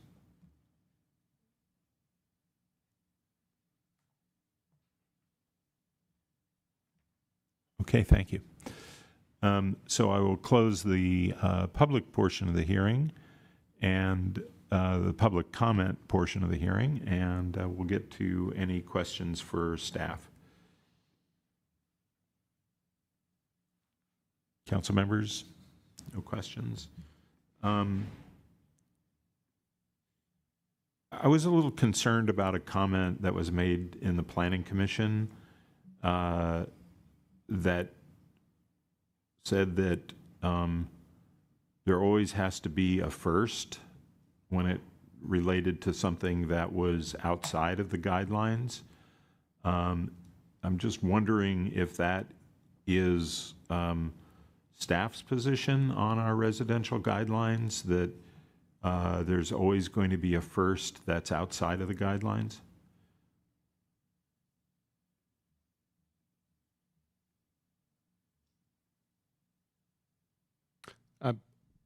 I'm happy to speak, but I'm not sure the mic's working.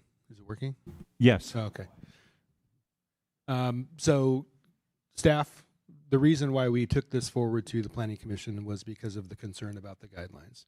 I don't think it's a untrue statement to say there may be occasions when something's going to be the first in a neighborhood. But from staff's perspective, we take a more strict look at the guidelines when we're making our determinations whether or not, for instance, this goes to the Development Review Committee or Planning Commission. Obviously, this one's a little nuanced because it has a zone change with it, so it automatically had to go to Planning Commission and Council. Okay, thank you. Councilmember Badami? I can see back in my planning commission days, way back, where we had a lot of one-story neighborhoods and we didn't have two-story neighborhoods. So then it became, we can't deny people to have a second story. So there was always going to be a first in a neighborhood to have a two-story, as long as it was done in a way that blended with the neighborhood. I'm not as concerned about this at all. Actually, the applicant was very responsive to the Planning Commission's concerns and subsequently received a unanimous vote of approval. So with that, I would support the recommendation and can move forward with a motion unless another council member would like to comment. Okay? So I would move to introduce the ordinance affecting the zone change in Attachment 2, adopt the resolution making the required findings and considerations to approve the architecture and site application in Attachment 3, and approve zone change application Z-23-005 to introduce the zone change ordinance in Attachment 2, approve architecture and site application S-24-043, inclusive of the recommended conditions of approval included as Exhibit A of Attachment 3, and the development plans included as Exhibit 11 of Attachment 4, and the revised architectural plans included in Attachment 9. Vice Mayor? Second. Okay. Councilmember Risto? Thank you. I just wanted to make a comment. First of all, I watched the Planning Commission meeting. I think the discussion was thoughtful. I do know that, as Councilmember Badami pointed out, in a lot of areas where we have all single-story homes, or in this case where we have few, ultimately there's going to be changes, and going up 2 stories is more energy efficient, it makes better use of the land, etc. I think this is a very well-designed home, and I do appreciate the way the applicant adopted and took in most of the recommendations from the consulting architect and had justification for the 2 that were not, and then met the request for and the conditions of the Planning Commission. So I can easily support this motion. Thank you. Other comments? Okay. Call the question. All in favor? Aye. Opposed? None. Passes unanimously. I'd like to do a recess for 10 minutes so we can come back at 8:50.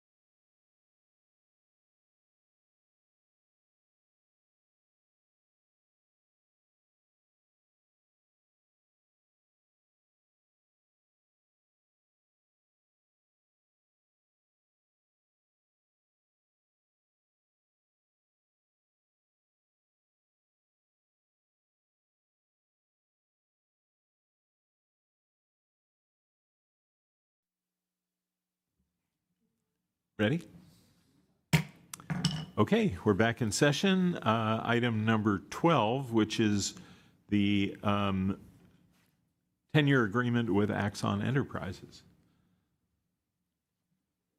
Captain Tada, thank you for appearing here. I wanted to just thank you for everything you've been doing for the town, and it's wonderful to see you again. And we also want to wish you the best as you move on to your next thing as well. But it's wonderful to see you here. All right. Thank you for that, Mayor. Good evening, everyone, Council, Mayor. Clinton Tada, Support Services Captain with the Los Gatos Montesino Police Department. Before you tonight is a request to authorize the town manager to execute and renegotiate a 10-year agreement with Axon Enterprises Incorporated for the Axon IL-10 Plus program in a total agreement amount not to exceed $2.79 million over the course of a 10-year term. This agreement encompasses a comprehensive suite of public safety technologies, including body-worn cameras, vehicle fleet cameras, tasers, the Axon Fusus real-time integration platform, drone first responder technology, Axon standard software, and Axon's VR virtual reality training simulator. A little background on the product and Axon's technologies with the police department. The police department has been early adopters of digital technology dating back to 2009, when we were one of the first agencies in the Bay Area to implement body-worn camera technology. In 2007, the department began utilizing Axon tasers, which evolved into additional Axon products, such as body-worn camera and fleet technology. The department currently operates under two separate Axon agreements: the Officer Safety Plan, which is the OSP 10 Plus plan, as well as the Axon Fleet Camera Plan, covering both body-worn cameras, digital evidence storage software, tasers, and in-car video camera systems. Both of these digital evidence storage softwares agreements will expire between 2026 and 2028, and currently cost about $192,000 total per year for both agreements. Staff recognizes that these systems have proven to be essential for transparency and accountability and operational efficiencies in achieving a high level of policing and quality of life through community-based policing and problem solving.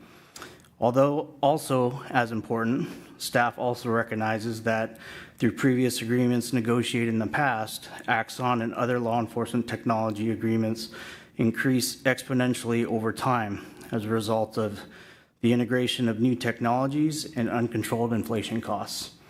Therefore, in the last year, staff has proactively sought out negotiations and technology options with Axon and other vendors prior to the expiration of the existing contract agreements in an attempt to mitigate the financial impact by bundling services and locking in price points for an extended period of time. Some of the proposals and benefits that the department and staff's looking at is to maintain operational efficiencies and consistencies with current systems and to modernize our current technology ecosystem. Axon has introduced and provided the police department with the Integrated Safety Law Enforcement IL-10 Plus program.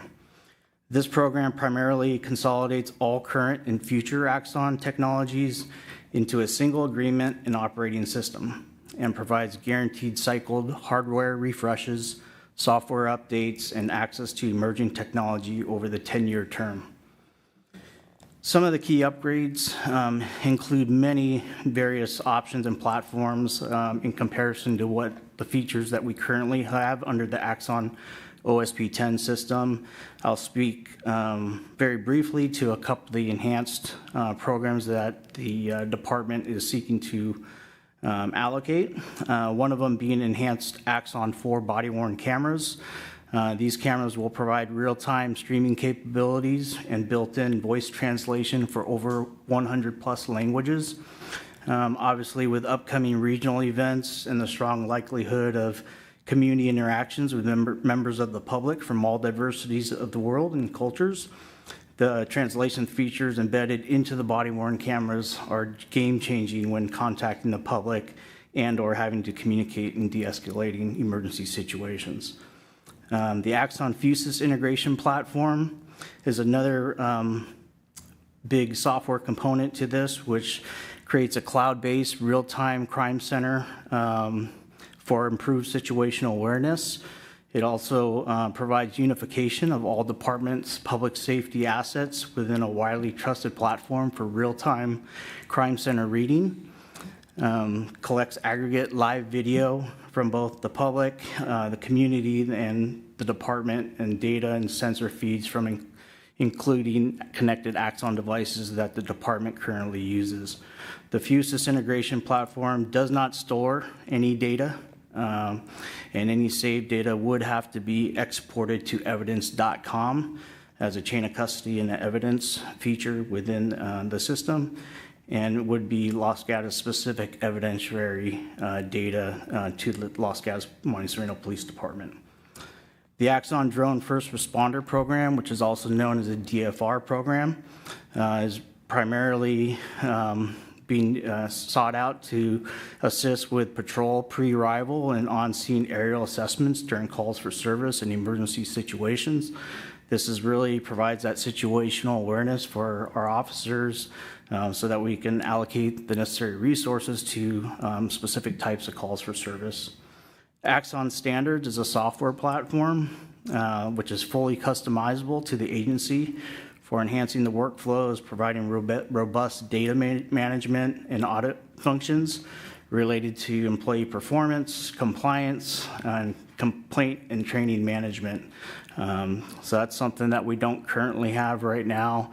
We do a lot of that tracking through various different systems. We also use manual logs using Excel, but having a real-time system that's integrated and connects to our other systems is going to be very game-changing for us. Axon's VR training simulator is the last one I'll talk about.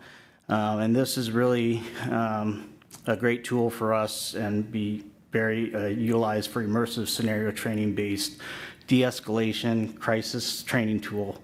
It's portable. Some of you may have had an opportunity to utilize it at our Community Police Academy. We've used it. It's very similar to an Oculus with uploaded scenario, VR training scenarios in there provided by Axon, which are updated very frequently, that provide that real life training and ability for our officers to communicate and de-escalate situations in a training environment. What are some of the things that the Axon products we're looking at obtaining do not do? Well, they don't feed directly into federal partners or notify or track any immigration status information and or share data outside the police department. This obviously is all in compliance with SB 54 and our own department lexical policies. As far as the drone first responder and the Fusus platform, there is no facial recognition or AI features within the system that capture facial recognition, and the department will adhere to drone technology and deployment and operational department policies, just as we currently do for our drone deployments. Surveillance 24/7, the products do not, they have the ability to provide surveillance for 24/7 video feeds. Unfortunately, we don't have the staff to sit and monitor 24/7 onto the system.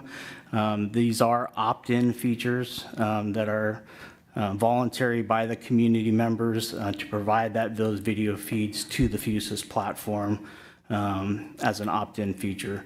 This is very much similar to what we initially started in 2009, which we began, which was our OnWatch video surveillance platform and program, where we actually went door to door seeking folks that had video cameras to register with the police department to let us know that they had video feeds so that when a crime did occur, we could go to those neighborhoods and go seek out those folks that we had a log for who had cameras and try to find that video evidence and pinpoint where those cameras were. This allows them to opt in on the front end, give us the ability with their permission to get some of that information on a live feed if needed and as necessary. Totally controlled by the end user, which is the customer and their community member themselves. They have the ability to control a lot of the access on that. From a fiscal component with this, the consolidated 10-year IL10 plus program agreement locks in pricing, mitigates inflation, reduces administrative management of multiple contracts, and ensures that the department continues operating with the current generation of public safety technology. The total cost, 10-year cost, is $2.79 million, which includes proration of existing terms, hardware and software items the department has under the existing agreements, with the first year total cost at $278,074.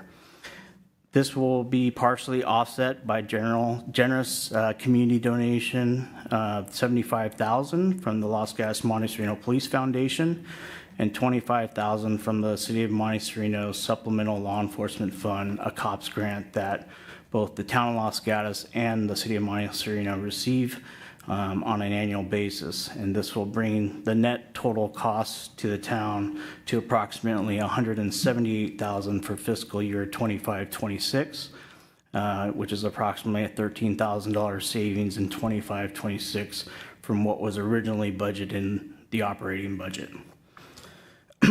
A budget adjustment of $26,820 is also being reflected as a part of the recommendations to reflect an increase in donation revenue by the Los Gatos Monte Sereno Police Foundation of what was anticipated for 25-26, as well as some corresponding expenditures to go with that.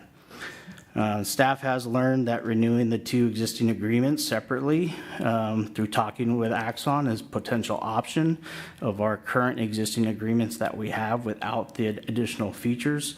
And given the inflation costs that we are at, if we were to renew those on a 5-year term, a 5-year total will be approximately $1.2 million for the same limited features. Axon is a sole source provider of this fully integrated technology suite. There are no other vendors that offer a comparable ecosystem that includes evidence management, TASER devices, and cross-platform integration within a CJIS compliance system. As of December 1st, the department will also begin filing cases with the Santa Clara County District Attorney's Office electronically through Axon's evidence.com system, which also speaks to the fact that Axon systems are widely trusted and used by other law enforcement agencies within our own county here. Finally, staff believes that the Axon IL10 Plus program represents a strategic, long-term investment that ensures predictable financial planning, maintains the department's technological leadership, and enhances community safety and transparency. Staff is recommending that the town council authorize the town manager to execute and, as necessary, renegotiate the 10-year agreement with Axon Enterprises and make the appropriate budget adjustments to reflect the revenue increases in donation funding with the corresponding expenditures to the fiscal year 25-26 budget. That concludes my report, and myself and two staff members from Axon, Adam Smith and Andy Grapp, are actually online, and my PD staff is also here and available to answer any questions. Okay, thank you. I'd like to get public comment out of the way if we have any. I don't have any cards. Is there anyone online? There are no hands raised on Zoom. Okay, so we'll close public comment and go back to questions. Do council members have questions? Vice Mayor? Thank you, Mayor. Thank you, staff, for bringing this forward. I appreciate the thoughtful and thorough presentation. I have some comments. I think this is all good. I just wanted to ask about what sorts of data protection is put in place by Axon on this technology, and might be a good question for the folks from the team. But I do, we are collecting a lot of data with this technology, and so I think it's important if we are, sort of increasing our surveillance, that we are especially cautious with people's privacy. So I wanted to hear about how we are protecting our residents' data. Thank you for the question. If the clerk could promote Adam Smith. You should be on there. Adam, are you Perfect. there? Yes, I am. Thank you. I'll let So you thanks take for the that. Perfect. Yeah, thanks for the question. So, and hopefully I answer your question properly, and please ask another one if I don't. But when it comes to the data within that the department collects, it is 100% theirs. Not even Axon has access to that. It sits in evidence.com, which is CJIS compliant, and everything collected from the department, whether it's body camera footage, in-car video, all stays in there. And then on the Fuses platform, is there a question surrounding that, or is it just about the evidence that's collected through body camera and in-car video? Sure, please continue on the platform. And then I'll leave it up to, I'll go to Andy to answer the Fuses question. Hi guys, Andy Grapp with the Fuses team over at Axon. Thanks for having me. When it comes to the Fuses data, and really all data, it adheres to the same guidelines that Adam mentioned. All data is retained by the agency, stays the property of that agency. Any sharing has to be prompted by that agency out to other agencies and follows all the appropriate statutes, laws, and internal policies of that department. Axon maintains no backdoor access, nor can grant that access. All legal requests are directed back to the agency as well. Okay, that's great. That's super helpful. I didn't realize that Axon doesn't have access to our local data, so that's a really good for us. So I guess then turning it back to staff, what are our sort of what are our internal protections for our data? Does it all? This is silly. I don't know the answer to this. Is it on like computers in the POB, or what? Where is all of the data? Thank you for the question. So I'll start, and then I'll turn to my partners here for further clarification. So currently the police department is CJIS compliance, and so we have to maintain DOJ compliance as well for all of our computer servers, our network servers, all of our computers. We do get audited by DOJ on an annual basis, both on queries that are conducted within the DOJ systems, in addition to that, physical on-site inspections and security inspections. That would include our servers, our physical servers, our cloud storage servers, the remote access, who has the accessibilities, and the single sign-ons and various platforms. So how we log in, all of those things are audited. Okay, that's great. That's super helpful, and I appreciate you explaining it to me, in simple terms. I guess my last question is: do we have those servers at the POB building? Are they like physically on site there? We have several locations. Great. Yeah. Thank you very much. So thank you, and the question about privacy and security is very, very important. And so I think that I've gotten an adequate answer to what are the safeguards. I would just maybe ask a question about any instances of Los Gatos' Axon data being accessed in an inappropriate way. Are there any instances of Los Gatos Axon data being accessed in an inappropriate way by federal agencies in order to perform immigration searches or searches for people suspected of breaking abortion laws in other states? No, not to our knowledge. Okay, thank you. I would assume that if there were, that would be reported. Yeah, we would be immediately notified of any data breaches that were occur either from our town side or Axon side as to whether or not anything got breached on that end. But the data is fully controlled by user permissions and within the department and the hierarchy and permissions allowed to access. So for me, I would also be interested in any inappropriate requests as well as data actually passing. Okay, thank you. Other questions?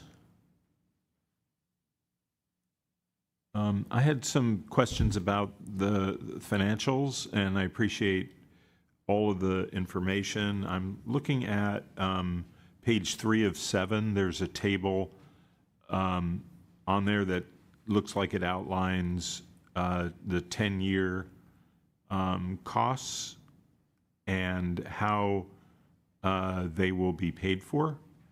And so I'm looking at the way that the grants from Los Gatos, Monte Sereno, and the Police Foundation come into this. And so am I reading it correctly that for the first 5 years, there's some grants that would offset the costs, and we're not projecting any grants beyond the 5th year, and that the services are the same across all 10 years.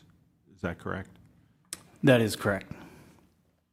Okay, and then I had one question looking at years 4 and 5. It looks like there's a shift from Los Gatos to Monte Sereno. Is it realistic that Monte Sereno will fund 100% of the outside contributions in years 4 and 5? So again, these are proposed funding allocations for future years. Primarily, we focus on 25, 26, but as we've presented here and forecasted as a part of this agreement and the staff report, this is what staff has determined the COPS LESA funding for the city of Monte Sereno that we typically use to supplement technology or first frontline law enforcement services of some sort. We usually pencil it in to fund a big project or some sort of equipment item. Is it possible that there'll be other SLESA funding that comes in year 4 and 5, or is it assumed that it'll be all provided by Monte Sereno? There definitely could be additional funding that comes in. There could be future grant monies as well that could be out in the horizon out there if we were to seek additional grant funding or whatnot from outside funding sources to supplement it. This was really a baseline for us to identify what funds we do know we're going to have in years 1 through 4, 1 through 5 to allocate towards this. Okay, thank you. I had one other question back on data. Is Los Gatos flock data shared with the Axon technology systems? And if so, how are the flock privacy and security protocols enforced once it's in the Axon systems? Thank you for the question. I will turn to my Axon partners because they have agreements with Flock, and so I don't want to misrepresent or speak to that. So if you can answer those. Yeah, absolutely. More than happy to take that. So Flock data can be integrated into the Fusus platform to share only what the agency decides. It's explicitly approved and configured and controlled by Los Gatos PD. And then that data, once it's in the system, probably worth noting, falls under the same exact guidelines that we mentioned earlier. It is now Los Gatos data within an Axon system, which means it is completely controlled and protected under the same rules we mentioned earlier. Okay, thank you. I don't have any other questions. Anyone else have a question? Okay. Town manager? I just wanted to provide some additional information. First, it was my request that the department work on funding sources for the first few years, knowing that we're looking at deficits over the course of the years, so that this critically needed enhancement in technology does not have a material impact on dealing with the deficit, but still allows us to move forward. In terms of the data, I know the question came up from the Vice Mayor regarding where is this data actually stored, and we talked about where are servers and whatnot. The plan that we currently have allows for unlimited storage, and the typical model is it's stored in the cloud in a Microsoft Azure government secure source, which is similar to what we currently use for other storage.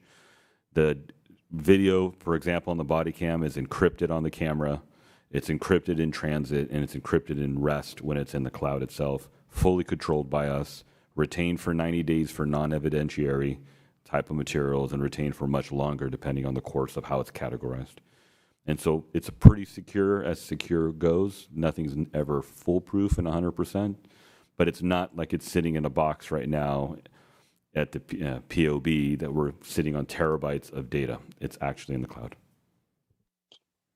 And if I may, I'll also love to add that we have an audit trail for everything. Technically, Los Gatos will have an audit trail for everything. So anytime anybody clicks on any piece of evidence, whether it's an audio file, whether it's a video, a picture, a PDF document, anytime anybody clicks on it, it is tracked.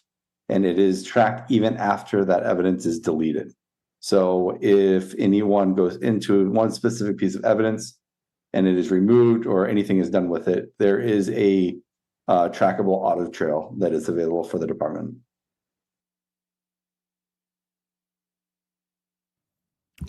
Okay. I'm not seeing any further questions. I guess we need a motion on this, correct? Yes. Councilmember Badami?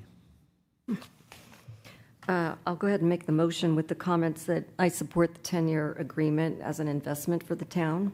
It secures predictable financial planning for our future budgets, as the town manager had commented, and most importantly, it ensures public safety for our town. So with that, I authorize the town manager to execute and negotiate a 10-year agreement with Axon Enterprise, Inc. for the Axon Integrated Safety and Law Enforcement 10-plus program, encompassing body-worn cameras, fleet cameras, tasers, real-time crime center integration, drone technology, Axon standards, and Axon VR training for a total amount not to exceed $2,791,568, and authorize revenue and expenditure budget adjustments in the amount of $26,820 to reflect increased donation revenue received from the Police Foundation and the corresponding expenditures associated with the Axon agreement. Councilmember Aristo? Thank you. I'll second the motion. Okay, further discussion, comments, Vice Mayor? Yeah, thank you. I'm happy to support the motion. I have a few quick comments. I'll just share, I am, in general, a bit skeptical of surveillance technology just as a human. And as I was reading this, I found myself less resistant to it and realized, if I were a council member in a different town with a different police department, I think I might approach this a little bit differently, perhaps with a bit less trust. But I think that the trust that the Los Gatos Monte Sereno Police Department has built in our community is immense. I think it exists, I'll speak for myself, among me as a council member, and I've seen it out in the community. And so I trust that our police department is going to continue providing robust public safety for our town while continuing to protect the privacy and civil liberties of people in town. I also learned through this that state law prevents police departments from using facial technology and AI technology and drones. I didn't know that, so that makes me feel a little bit better too. So I trust that this new contract is going to allow LGMS PD to continue to evolve, innovate, and protect people in Los Gatos, and I appreciate the thoughtful approach you all have taken in this. Thank you. I would just add another comment that I think that,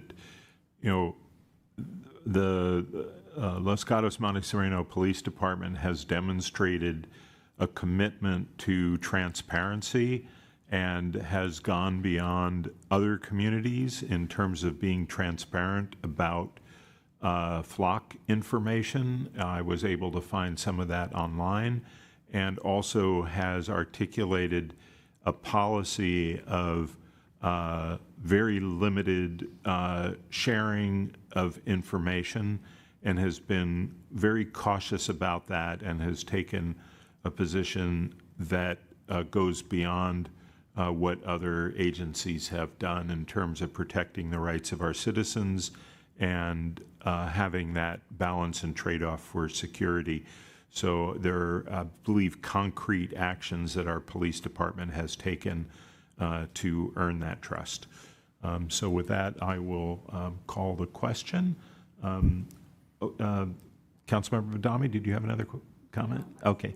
All right. So all in favor? Aye. Opposed? No. Passes unanimously. Thank you, Captain Tada, for being here, and hopefully we'll see you at least a couple more times. So thanks again. Thank you. Okay. Item 13, which is our e-bike report. And so again, okay, thank you, Chief.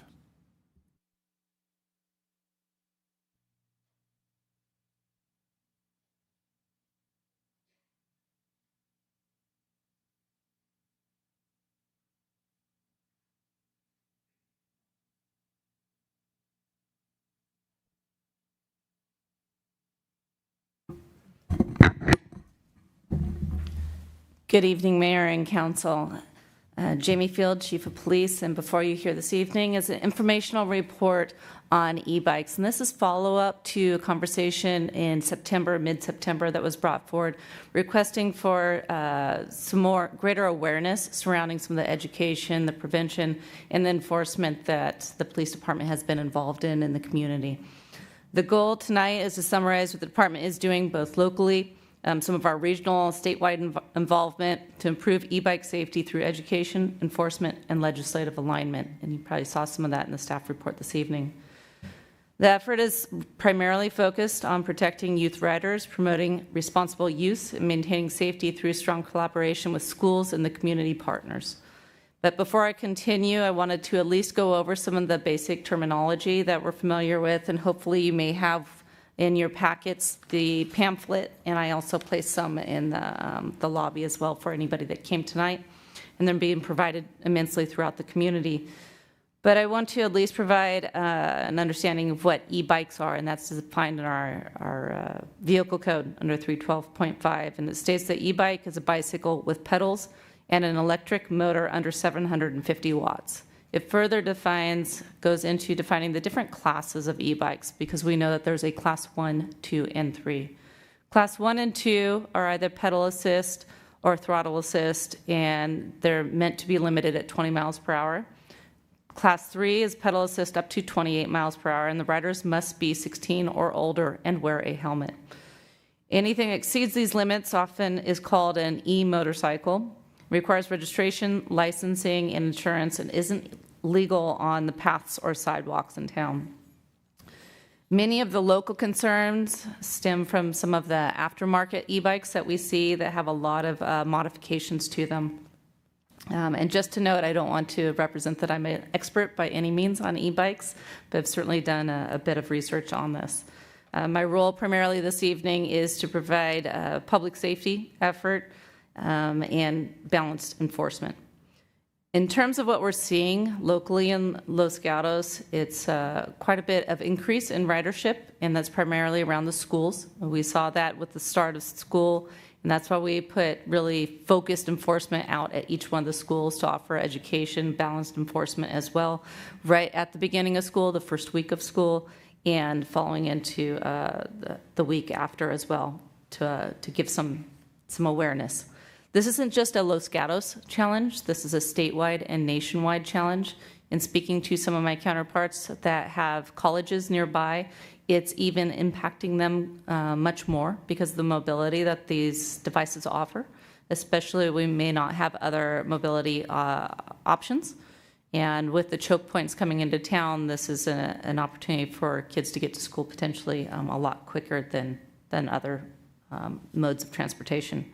Our approach over the last couple of years, and I'll say last couple of years since 2022, we've done a variety of different things to include this brochure, and I'll come back to that in a moment.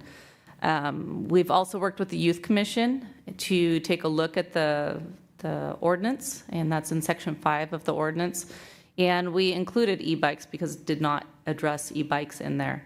The Youth Commission even did quite a bit of outreach to our local businesses as well, providing awareness at each one of the Spring and the Greens. They had different handouts surrounding e-bikes, and they even put together a e-bike video, which is posted on the department's website. We also had our police department work with actually a victim of an e-bike accident, and by approval of the parents, we were able to put together a video as well in prevention and awareness of the damages that could be done. But moving forward to a little bit more of where we're at now with this brochure, and this brochure has gone out to all the elementary schools, the high school, the parents on their platforms. It's been talked about in the schools. We've done briefing training in each one of our briefings, and that's primarily been driven by our motor officer and our single school resource officer. So I have to give them a lot of credit for that. In addition, that's gone out to all the students, and our school resource officer does bike cage talks and gets out there and educates the students and makes sure that they're wearing helmets, and if there's any educational opportunities that go with the e-bikes as well. And that has also included partnership with the high school, because they now have a registration program, as was in the staff report, so that the students have to take a course in order to receive the permit to park their bikes on campus. There has been a noticeable decrease of some of the e-bikes that we were seeing initially on campus, so we'll see if there's going to be continued improvement there. And I know that's something that I believe is being looked at by the elementary schools as well. There's legislation that prohibits the local municipality from doing something similar to that, so it was important that we could partner with our schools, and we really appreciate their partnership in that. Additionally, we've done quite a few outreach opportunities, and sometimes we've even been asked to go out to the community. In one instance, actually the night after this was brought forward by the council, we were asked by Rinconada Hills to go do an educational opportunity out there, and there was 40 to 60 parents and juveniles of different ages, and they had a bike parade, and we led the bike parade. We did a presentation, and we actually had some of these pamphlets partially completed, and we presented them there.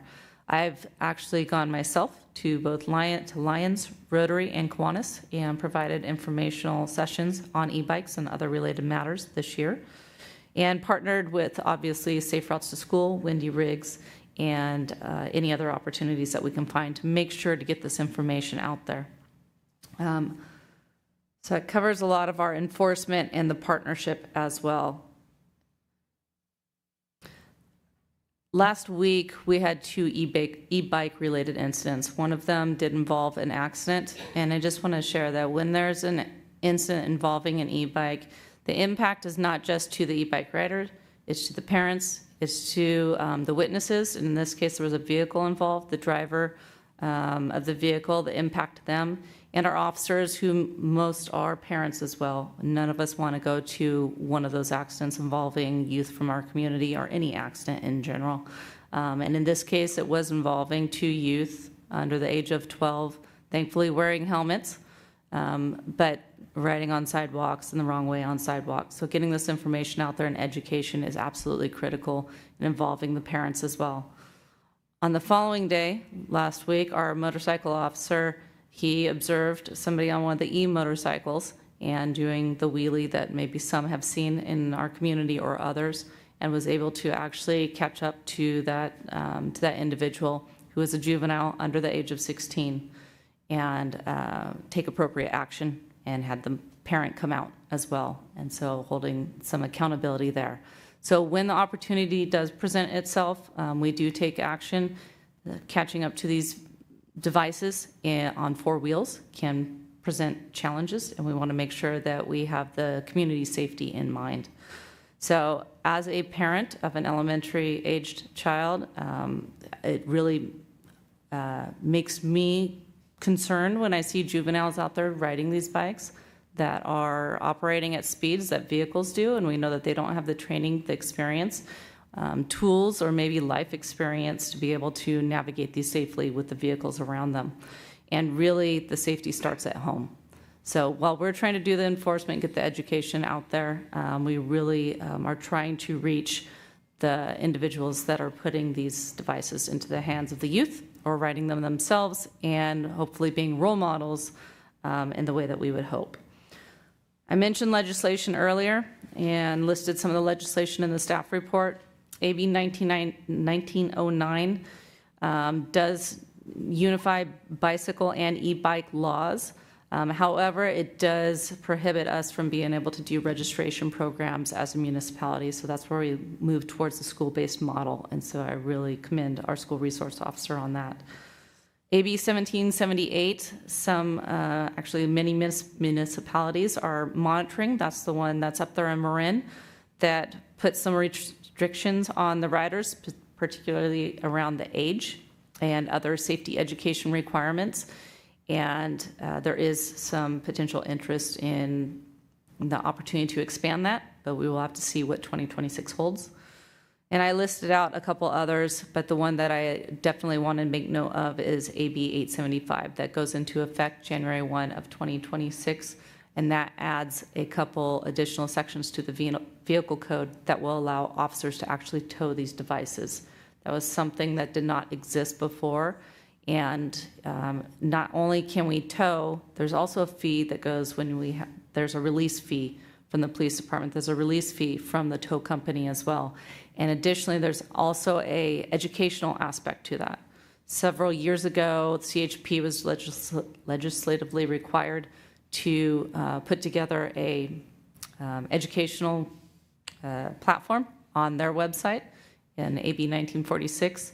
And so that is also what the school uses, and in this case would be used as the education that needs to be completed prior to release of the bikes. And that can be very costly for the person that probably purchased the bike and provided it to the individual. So that will be forthcoming. We can't take any action on that until 2026, but that will at least provide us an additional tool as well. So looking forward, we know that we have that tool coming, continuing to educate the community in every way possible. We have limited resources. I mentioned we have one motor officer right now. He's 4 days a week. So we try to deploy him as needed. And then we have our school resource officer who's trying to get out into the elementary schools, the high school for this and many other reasons. Also considering, as staffing allows, having another motorcycle officer trained so that they can be backfilled to our current motor officer when on vacation or training, or for special events, overtime opportunities, for saturation, directed patrol. So there may be an opportunity there as staff grows. We did have an oral board today, so I'll be hopeful that our staff will grow in the near future. So we'll continue to advocate on the legislation and through statewide connections that I'm able to engage in. I will absolutely be an advocate for this. And we appreciate the council's support, close monitoring of this, the advocacy that you all do in the community surrounding the concerns related to e-bikes, and helping us to put the guardrails around it so that we can hopefully keep our community as safe as possible, and make sure that everybody is armed with this information and making good choices when providing these devices to the youth in our community. And that concludes my report. I'm available for any questions.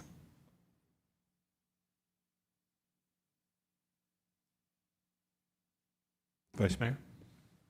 Thank you. Thank you very much for the thoughtful report. This is really helpful. I think it's a very comprehensive look at the many things that are involved in this. I think it's such an interesting testament to how technology so quickly evolves. I don't think any of us 5 years ago would have thought like this is going to be a really big. I don't know. At least I wouldn't have thought that.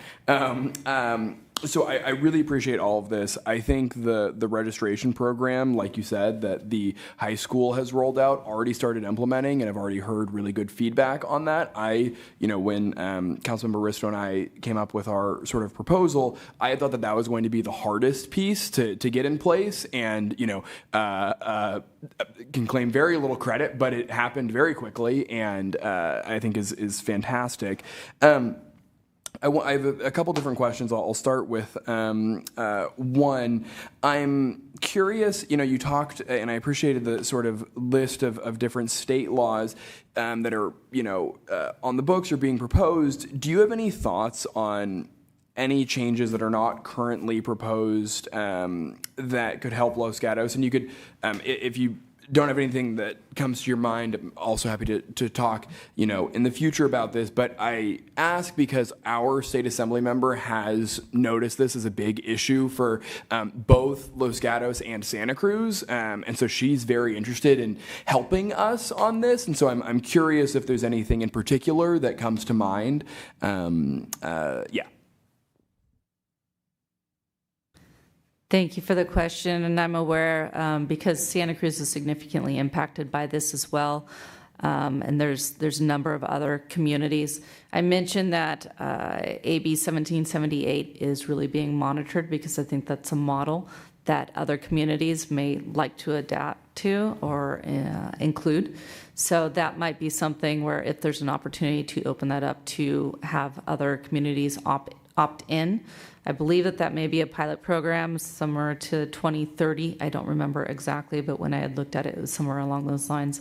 So there is some assessment in that space there. We'll see once 2026 rolls around with some of the laws that go into effect and see if that even helps some of the decision making and judgment. Because in addition to the ones that I mentioned, there's also additional ones where there's requirement for the batteries to be serialized. There's other requirements and laws that go into place around all the additional attachments, because if you can add pedals, even though it's an e-motorcycle.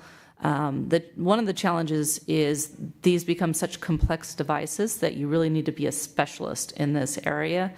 And so we're trying to inform our officers as best we can, but when those devices go by you quite quickly, I think we've all experienced that, you're just trying to get out of the way in some cases, and I know you've experienced that yourself.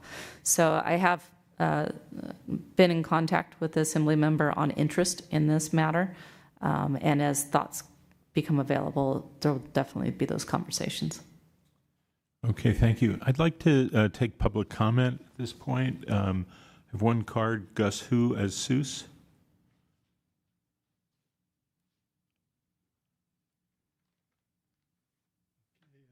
Go ahead. I was to leave I got stopped on the way out by the reporter that I mentioned, but I had, and it kind of reminded me of a dream that I brought up on the safety issues of that I shared with the council, and with these e-bikes or anybody, you get into these gangs, and this dream that I had was called Shotgun, and it happened before the shooting of elementary school way back when. They know about it, but what I'm wondering is because if you report people, because it gets out there, and the retaliation stuff, and it's one of those things. The reporter wanted me to give documents that I gave you, and I want to say no, I don't want anybody to have my documents, and I want to seal that. If there's ways if we report things, that we don't get identified. Here we are, like I'm trying to say, hey, an Agent Smith should be reported, but I don't want to get reported. And, because there's these gangs and everybody's on one side or the other. And I'm just trying to do my civil duty and report things. But, if there's legislation for, sealing records and not, because when you report somebody an accident and they're in a gang and stuff like that, you're to get attacked, if that makes sense. And so I don't know if, I don't want, the publicity coming out. And, a lot of people are feared for that because you report any kind of major crimes, like drugs or, they have these gangs now that get on these e-bikes and just smash and grab, or, look at ICE agents can come in and, take kids out of the schools or whatever, it's all those types of things. And you don't know who's who nowadays because everybody's wearing masks, or they're kids. They're not even, old enough to report anything. So I'm just wondering if there's that's all. That's my comment. Sorry. That's it for the. Okay, thank you. I have another card here, and then it looks like someone online. Leafa, go. Good evening. Appreciate very much a very thorough and helpful report from the police and from the chief. I attended the Los Gatos Saratoga Union High School District meeting last week, and the school resource officer was there giving a very good presentation on e-bike safety. He did a very thorough job, very informative, and a couple of thoughts that I had around e-bikes, because I am observing the youth acting inappropriately, very dangerously, doing a number of things that are illegal now under the state law. For example, doing wheelies and that type of thing. And he indicated, the school resource officer indicated, that when he sees this, what he does is he requires them to take a course learning the correct skills, rather than giving them a citation for breaching the law on the infraction. And I think that has a very positive effect. One of the things I'd like to see the town to do, if the county or state has not done this yet, is to require that a headlight and a tail light be automatically on whenever the e-bike is moving, is engaged, and the electric motor is running. Because even during the day, it's difficult sometimes to see where the youth are coming at you, or even going in your direction, or in the same direction as you are. It's difficult to see them. So if there's a way that could be automatically done, and perhaps through a town ordinance, this could be put in place. So again, I think it's very commendable the way the police department is moving on this, and I think getting the parents informed and engaged. One of the things I need to confirm at the Los Gatos Union School District for the grade school and the middle school is that e-bikes are not allowed on campus.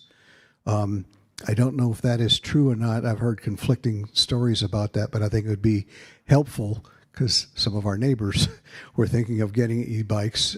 One of them already did, and their child was towing another child on a regular bike. And fortunately, one of the neighbors let the parents know, and that e-bike is now gone. So there's community engagement and support that can be very helpful for enforcing these safety laws. So with that, thank you. Okay, thank you. I have one person online, Yamamoto. Go ahead, please.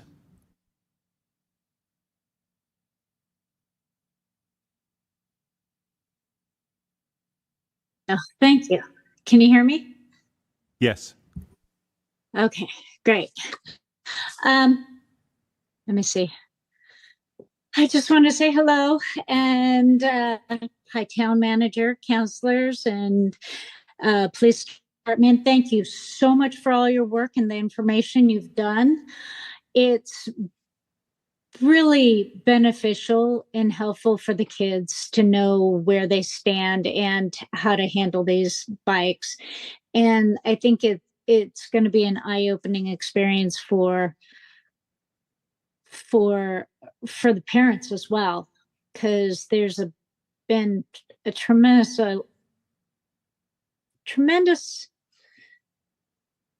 breaking of laws. I don't know how to better put it. With the kids think that these bikes are bicycles, and they're not. You can't do the same things as regular bikes. That you can't ride these e-bikes like a regular bike. It's just too dangerous. I know my son has no longer ridden his, because when I educated him on the laws and everything else and the guidelines, he was like, oh, well, I can't do this and this and this. And I said, nope. He's like, oh, that sucks. Okay, never mind. So I just want to say thank you for the outreach and the support, and thank you. Okay, thank you. I don't have any more hands raised, so I'll close public comment on this and go back to any questions that council members might have. Councilmember Risto. I don't think I have any questions. I just wanted to make a comment. Or are we still on? Sure. Okay.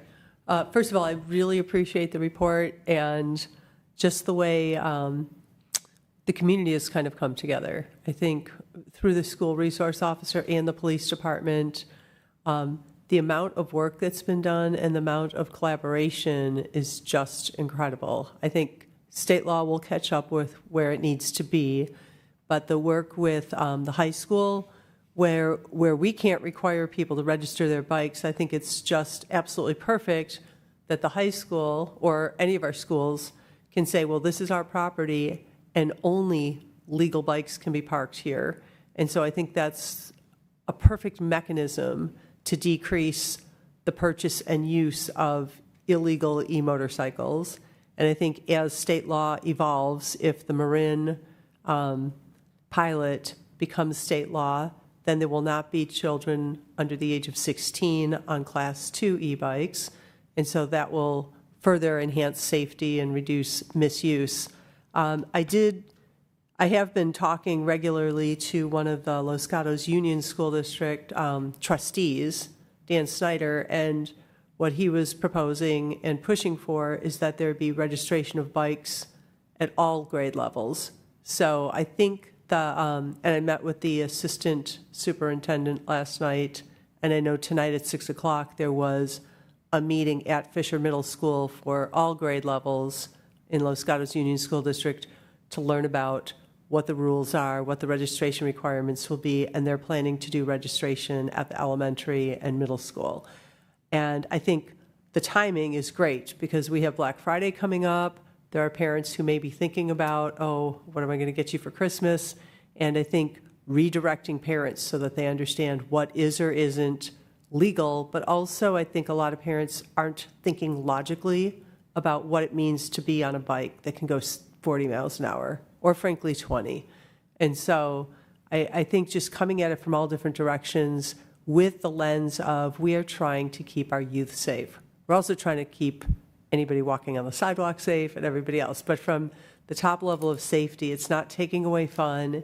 It's allowing active transportation or not so active transportation, but at least decreasing car congestion, but in the right way. And I'm just blown away. I mean, when the vice mayor and I talked about the different ways that potentially could wrap around to kind of rein in the whole e-bike issue, no idea how far ahead the police department was or how quickly and agile you could be around this and what work was already going on and the partnership. I think for the high school to say that, you know, student safety is a priority, they're demonstrating it. Same thing at the elementary district where there was a survey and student safety was was maybe the top priority. The school district will deliver on that. So I'm just so impressed and excited to see how, you know, where technology kind of can jump ahead of what we can anticipate and what we can make rules about. Now understanding the hazards, coming together and reining that in is, you know, this may not be the #1 issue constituents talk to me about in the near future. And it's not so much that I don't want to hear from the constituents about it, it's that this is being solved. So thank you. I have to give a lot of credit to Officer Velasquez, who is our motor officer, and Officer Reyes, who is our school resource officer. They, from the get-go, the start of the school year, really took this initiative, started putting this together, rallying the troops, putting together the briefing trainings themselves, teaching us, and coming up with different ideas and even determining some of their own methods for directed enforcement. While they know they may not be able to go out and apply enforcement as a casting the net approach, but who are the frequent offenders and potentially focusing in that area to make them models. And also really informing the parents that it could be a misdemeanor should they put a Class 3 e-bike into the hands of a juvenile under the age of 16. And there may be even future for accountability in that space. Hopefully we can do this through education and prevention and mitigate any kind of unfortunate circumstances. But thank you very much. Yeah, thank you. I just wanted to add that I was a little skeptical about the town taking on, or I was cautious about the town taking on too much in terms of things that really the school district or the state really needed to do. And at the same time, I'm extremely impressed with how much progress we've made since that conversation just a couple months ago. And so I think the work with the school districts has really paid off in terms of some really substantial ability, and I'm sure that other folks will have additional things to add to it, but I'm just extremely impressed and extremely impressed with the commitment of our police department in engaging in this. I did have a question a little bit related to it. I know our school resource officer, I think, primarily spends time with the high school district and the unified school district. And that's the right place to get the most leverage, but has there been any effort or is there any plan to address some of this with our residents who are not in the Los Gatos school district or are in some of the private schools as well? Because we do have, if you look at the population, there's a still fairly substantial number of our residents who are not in those schools where we have our resource officer. Thank you for the question. Our school resource officer, by agreement, is allocated between both school districts. And the school districts, we have outstanding support and collaboration with the superintendents and all of their staff. So really appreciate that partnership. We have made this brochure and a lot of the other information available on our standalone e-bike webpage on the police department's website. And so we have that available. And as I mentioned, in any of the other forums that we have an opportunity to engage in, we're taking this with us and speaking about it, because just as you may receive some outreach on e-bikes, we are as well. And so anytime there's an opportunity, we're trying to get the information out there. Yeah, probably maybe some communication to the superintendents of some of the other districts that our residents attend, or communication to the principals of some of the private schools might give us even more outreach. I don't want to dilute the effort, but I do recognize that there are additional folks in town. But anyway, thank you for that. Other comments, Vice Mayor? Yeah, thank you. And actually, to the mayor's point, I recently met with the new principal of Lee High School, who's coming from, she was the assistant principal of Palo Alto High School for a long time, very smart and thoughtful. But this was totally not on her radar when I think she came to town, and then realized this is a big issue. And so I shared with her that what Los Gatos High School is looking to implement. And she's like, oh, that probably be a good idea. So it does seem that the ideas are spreading, and I appreciate any support the police department can provide in rolling that out. The one other thing I wanted to ask about was I think the informational guide, the informational brochure is awesome. I think it's great, and I appreciate how it's evolved. I think it's become more and more, easier to read, easier to sort of understand for, I think both officers and residents alike. One of the ideas that Councilmember Risto and I had proposed was the idea of a buyer's guide, which I don't think is terribly different than what we currently have, but is a little bit, it has a different, bend to it, in that it's more targeted towards parents, and it's talking more about specific places to buy specifically legal e-bikes. Have you all put any thought into that? And do you have thoughts on if that's something that would be, appropriate for the police department to take on, or if it's not something that makes sense? I think we need to stay as neutral as possible, because endorsing particular brands or makes of an e-bike gets us into a little bit of a difficult situation. Really what we're trying to do is provide guidance. And so with that guidance, if we can arm the individuals with the information and the guidance to be able to go out and select a safe bike that is within compliance of whatever the laws are, the age of the juvenile that they may be purchasing the bike for, that may be the best position for us versus really standing behind particular brands of bikes. Okay, thank you. Councilmember Risto. Thank you. I've spoken with the managers of all 3 bike shops in town. What might be helpful, maybe I'll grab a ton of pamphlets, is if they had those there and they do their own marketing campaign, shop legal, shop local. The fact that pretty much the only way to get these illegal e-motorcycles is online or Costco or something. So if people are shopping in town, they can't buy something illegal. I'll talk to the managers, but I think if they can pass out something from our police department without the police department endorsing them, and then they can market themselves as we are only selling legal bikes, that could be another way to reach parents. I think the power of community can really come together on this, yes.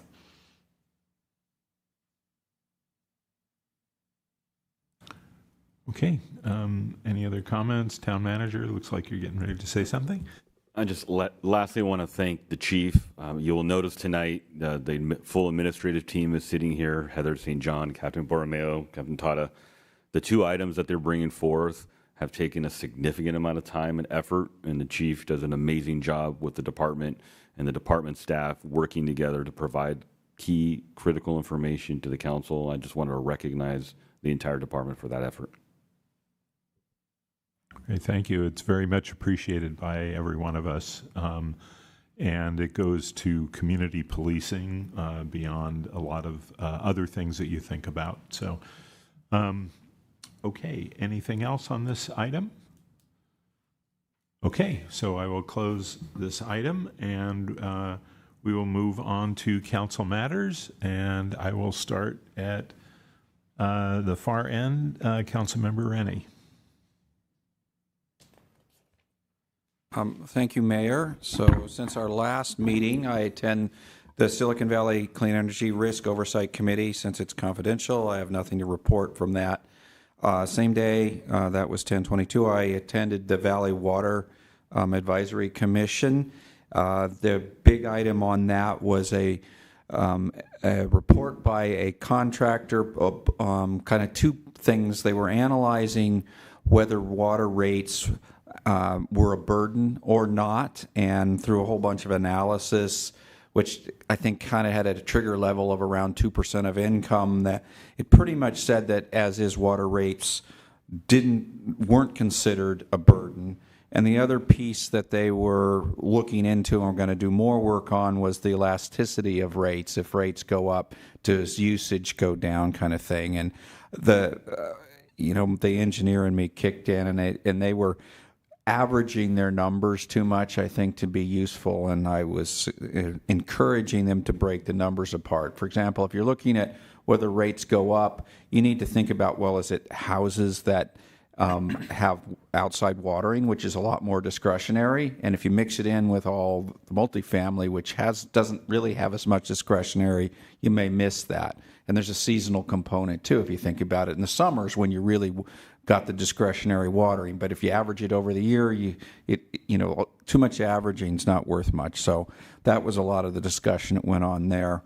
On 10/27, I did meet with Tony Yulo, who was here from Silicon Valley Clean Energy. 10/28, with the mayor, I took a tour and the manager of the West Valley Community College campus. I was actually extremely impressed with how many new buildings they have out there, and appreciative of all the donors that have stepped up to help them rebuild that campus into something that really looks special. It's been quite a while since I'd been there, so that was a surprise. I also met with a resident on 1028 about the pickleball issues at Rinconada Park, which I think we've all been hearing about, and there's more to work there. And with a couple of council members, I attended the groundbreaking at the lodge today. Vice Mayor? Thank you. I spoke to the Los Gatos High School leadership class, which I really enjoyed. A bunch of really bright students. I also spoke with the Stratford Los Gatos Student Council, or the students ahead of their student council elections. There were about 100 kids in the 3rd and 4th grade. 31 of them were running for student council positions, and I was able to tell them in earnest that their election is more competitive than the election I ran in. So that was super impressive, and they all gave really good speeches. I was hugely impressed by the public speaking abilities of 3rd graders in Los Gatos. I participated in a panel for West Valley Community Services on health and homelessness. I spoke to residents of the Terraces Los Gatos, really engaged and thoughtful group with the mayor and the town manager and the police chief. I attended the Los Gatos Union School District Civic Leaders Strategic Planning session. I attended the Pickleball Parks and Sustainability Commission special meeting. I watched the Planning Commission meeting of the North 40 and attended the groundbreaking of the lodge site. And then finally, I spent my Halloween on Tate Avenue and just wanted to give a huge compliment to everybody on the Town of Los Gatos team. Police Department, Parks and Public Works, everybody who's involved with that. I know there's just a ton of work. I think it seemed like every single one of our police officers was working on Halloween, which probably isn't too far away from the truth, and heard a lot of good feedback from residents on Tate and on Johnson about how much more smoothly things went this year, and they were, to a person, very complimentary of town staff. So thank you all for your hard work on that. Thank you. Councilmember Badami? Thank you, Mayor. 2 meetings to report having to do with a council matter, and that would be on October 23rd. I participated in a meeting of a resident wildfire advisory group, and October 28th, I participated in a meeting of the Council Policy Committee. Thank you. Councilmember Risto? Thank you. Prior to the 27th, I had met with a number of residents on different sides of the pickleball issue, and I did attend the Special Parks and Sustainability Commission meeting on pickleball, where I was only an observer. I pretended to be a potted plant. I did not interact with anyone, but it was an interesting meeting. On the 28th, I met with Silicon Valley Clean Energy staff to discuss the proposed REACH codes. Very helpful discussion. Later that day, I attended the Policy Committee meeting as an observer. On the 29th, and well, there were a few days, I met with local neighbors for a variety of topics, but mostly to discuss traffic calming and also trying to organize my neighborhood and nearby to be a fire-wise community. So we'll see how that goes forward. I figure I better learn this. Then on the 30th, I met with a member of the Historic Preservation Committee to hear about ideas to improve guidelines. On the 31st, the Good Old Gals met, which is a group of elected women in Santa Clara County. We get together on the 5th Friday of the month, so whenever there's a 5th Friday. We met at Chef Chu's and had an amazing lunch, plus Chef came out and talked to us and took pictures with us, so a little starstruck. On the 3rd, yesterday, I met with the Los Gatos Union School District Assistant Superintendent and one of the trustees to discuss e-bike safety in the K through 8 campuses and their plans to potentially require registration of all bikes so the students get used to registering all their bikes, whether they're e-bikes or not. And then as state legislation evolves, it'll determine which bikes can be registered. And then this morning, I was also at the groundbreaking for Summer Hill's 155 homes at the Lodge site. Thank you. Okay, thank you. On the 22nd, I participated in the West Valley Managers and Mayors meeting along with Mr. Constantine, and very good discussion. It's a great forum for sharing issues across the West Valley cities. I helped with a ribbon cutting at Butter Paddle, which is celebrating their 15-year anniversary, and got to meet a number of people there. They really are an amazing volunteer organization in our town. On the 23rd, I participated in the Community Health and Senior Services Commission meeting where they made some recommendations that I think are going to find their way to the council. I participated in the tour of the West Valley College, and what I learned was that they have many resources that are available to our residents, some at no charge, and including athletic and other facilities, and we should work more closely with them, particularly before we have a community center that can provide some of those services. That could be a very good solution, particularly for our older adults, to take advantage of some of the services that are available there. I participated in the Council Policy Committee meeting on the 28th, and there will be some, I believe, some recommendations on our agenda policy coming forward. Big thanks to the town clerk and assistant town manager and attorney for working through some changes, but they're not drastic. I would say they are improvements, and we'll see what happens when it gets to the council. But I'm encouraged about making some improvements to our agenda policy that might address some of the concerns that our residents have had. The strategic planning with the Unified School District was very helpful in realizing what a wonderful resource we have in our community, and it reminded me that we can collaborate more with our school districts.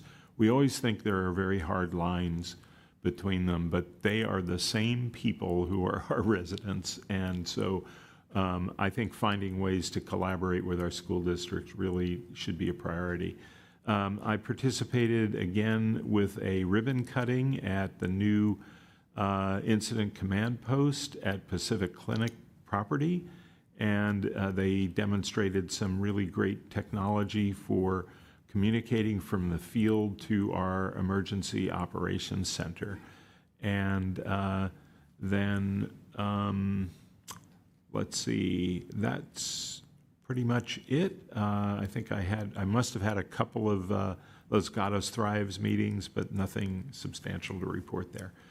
So with that, that finishes council matters. And town manager, do you have some things you'd like to tell us about?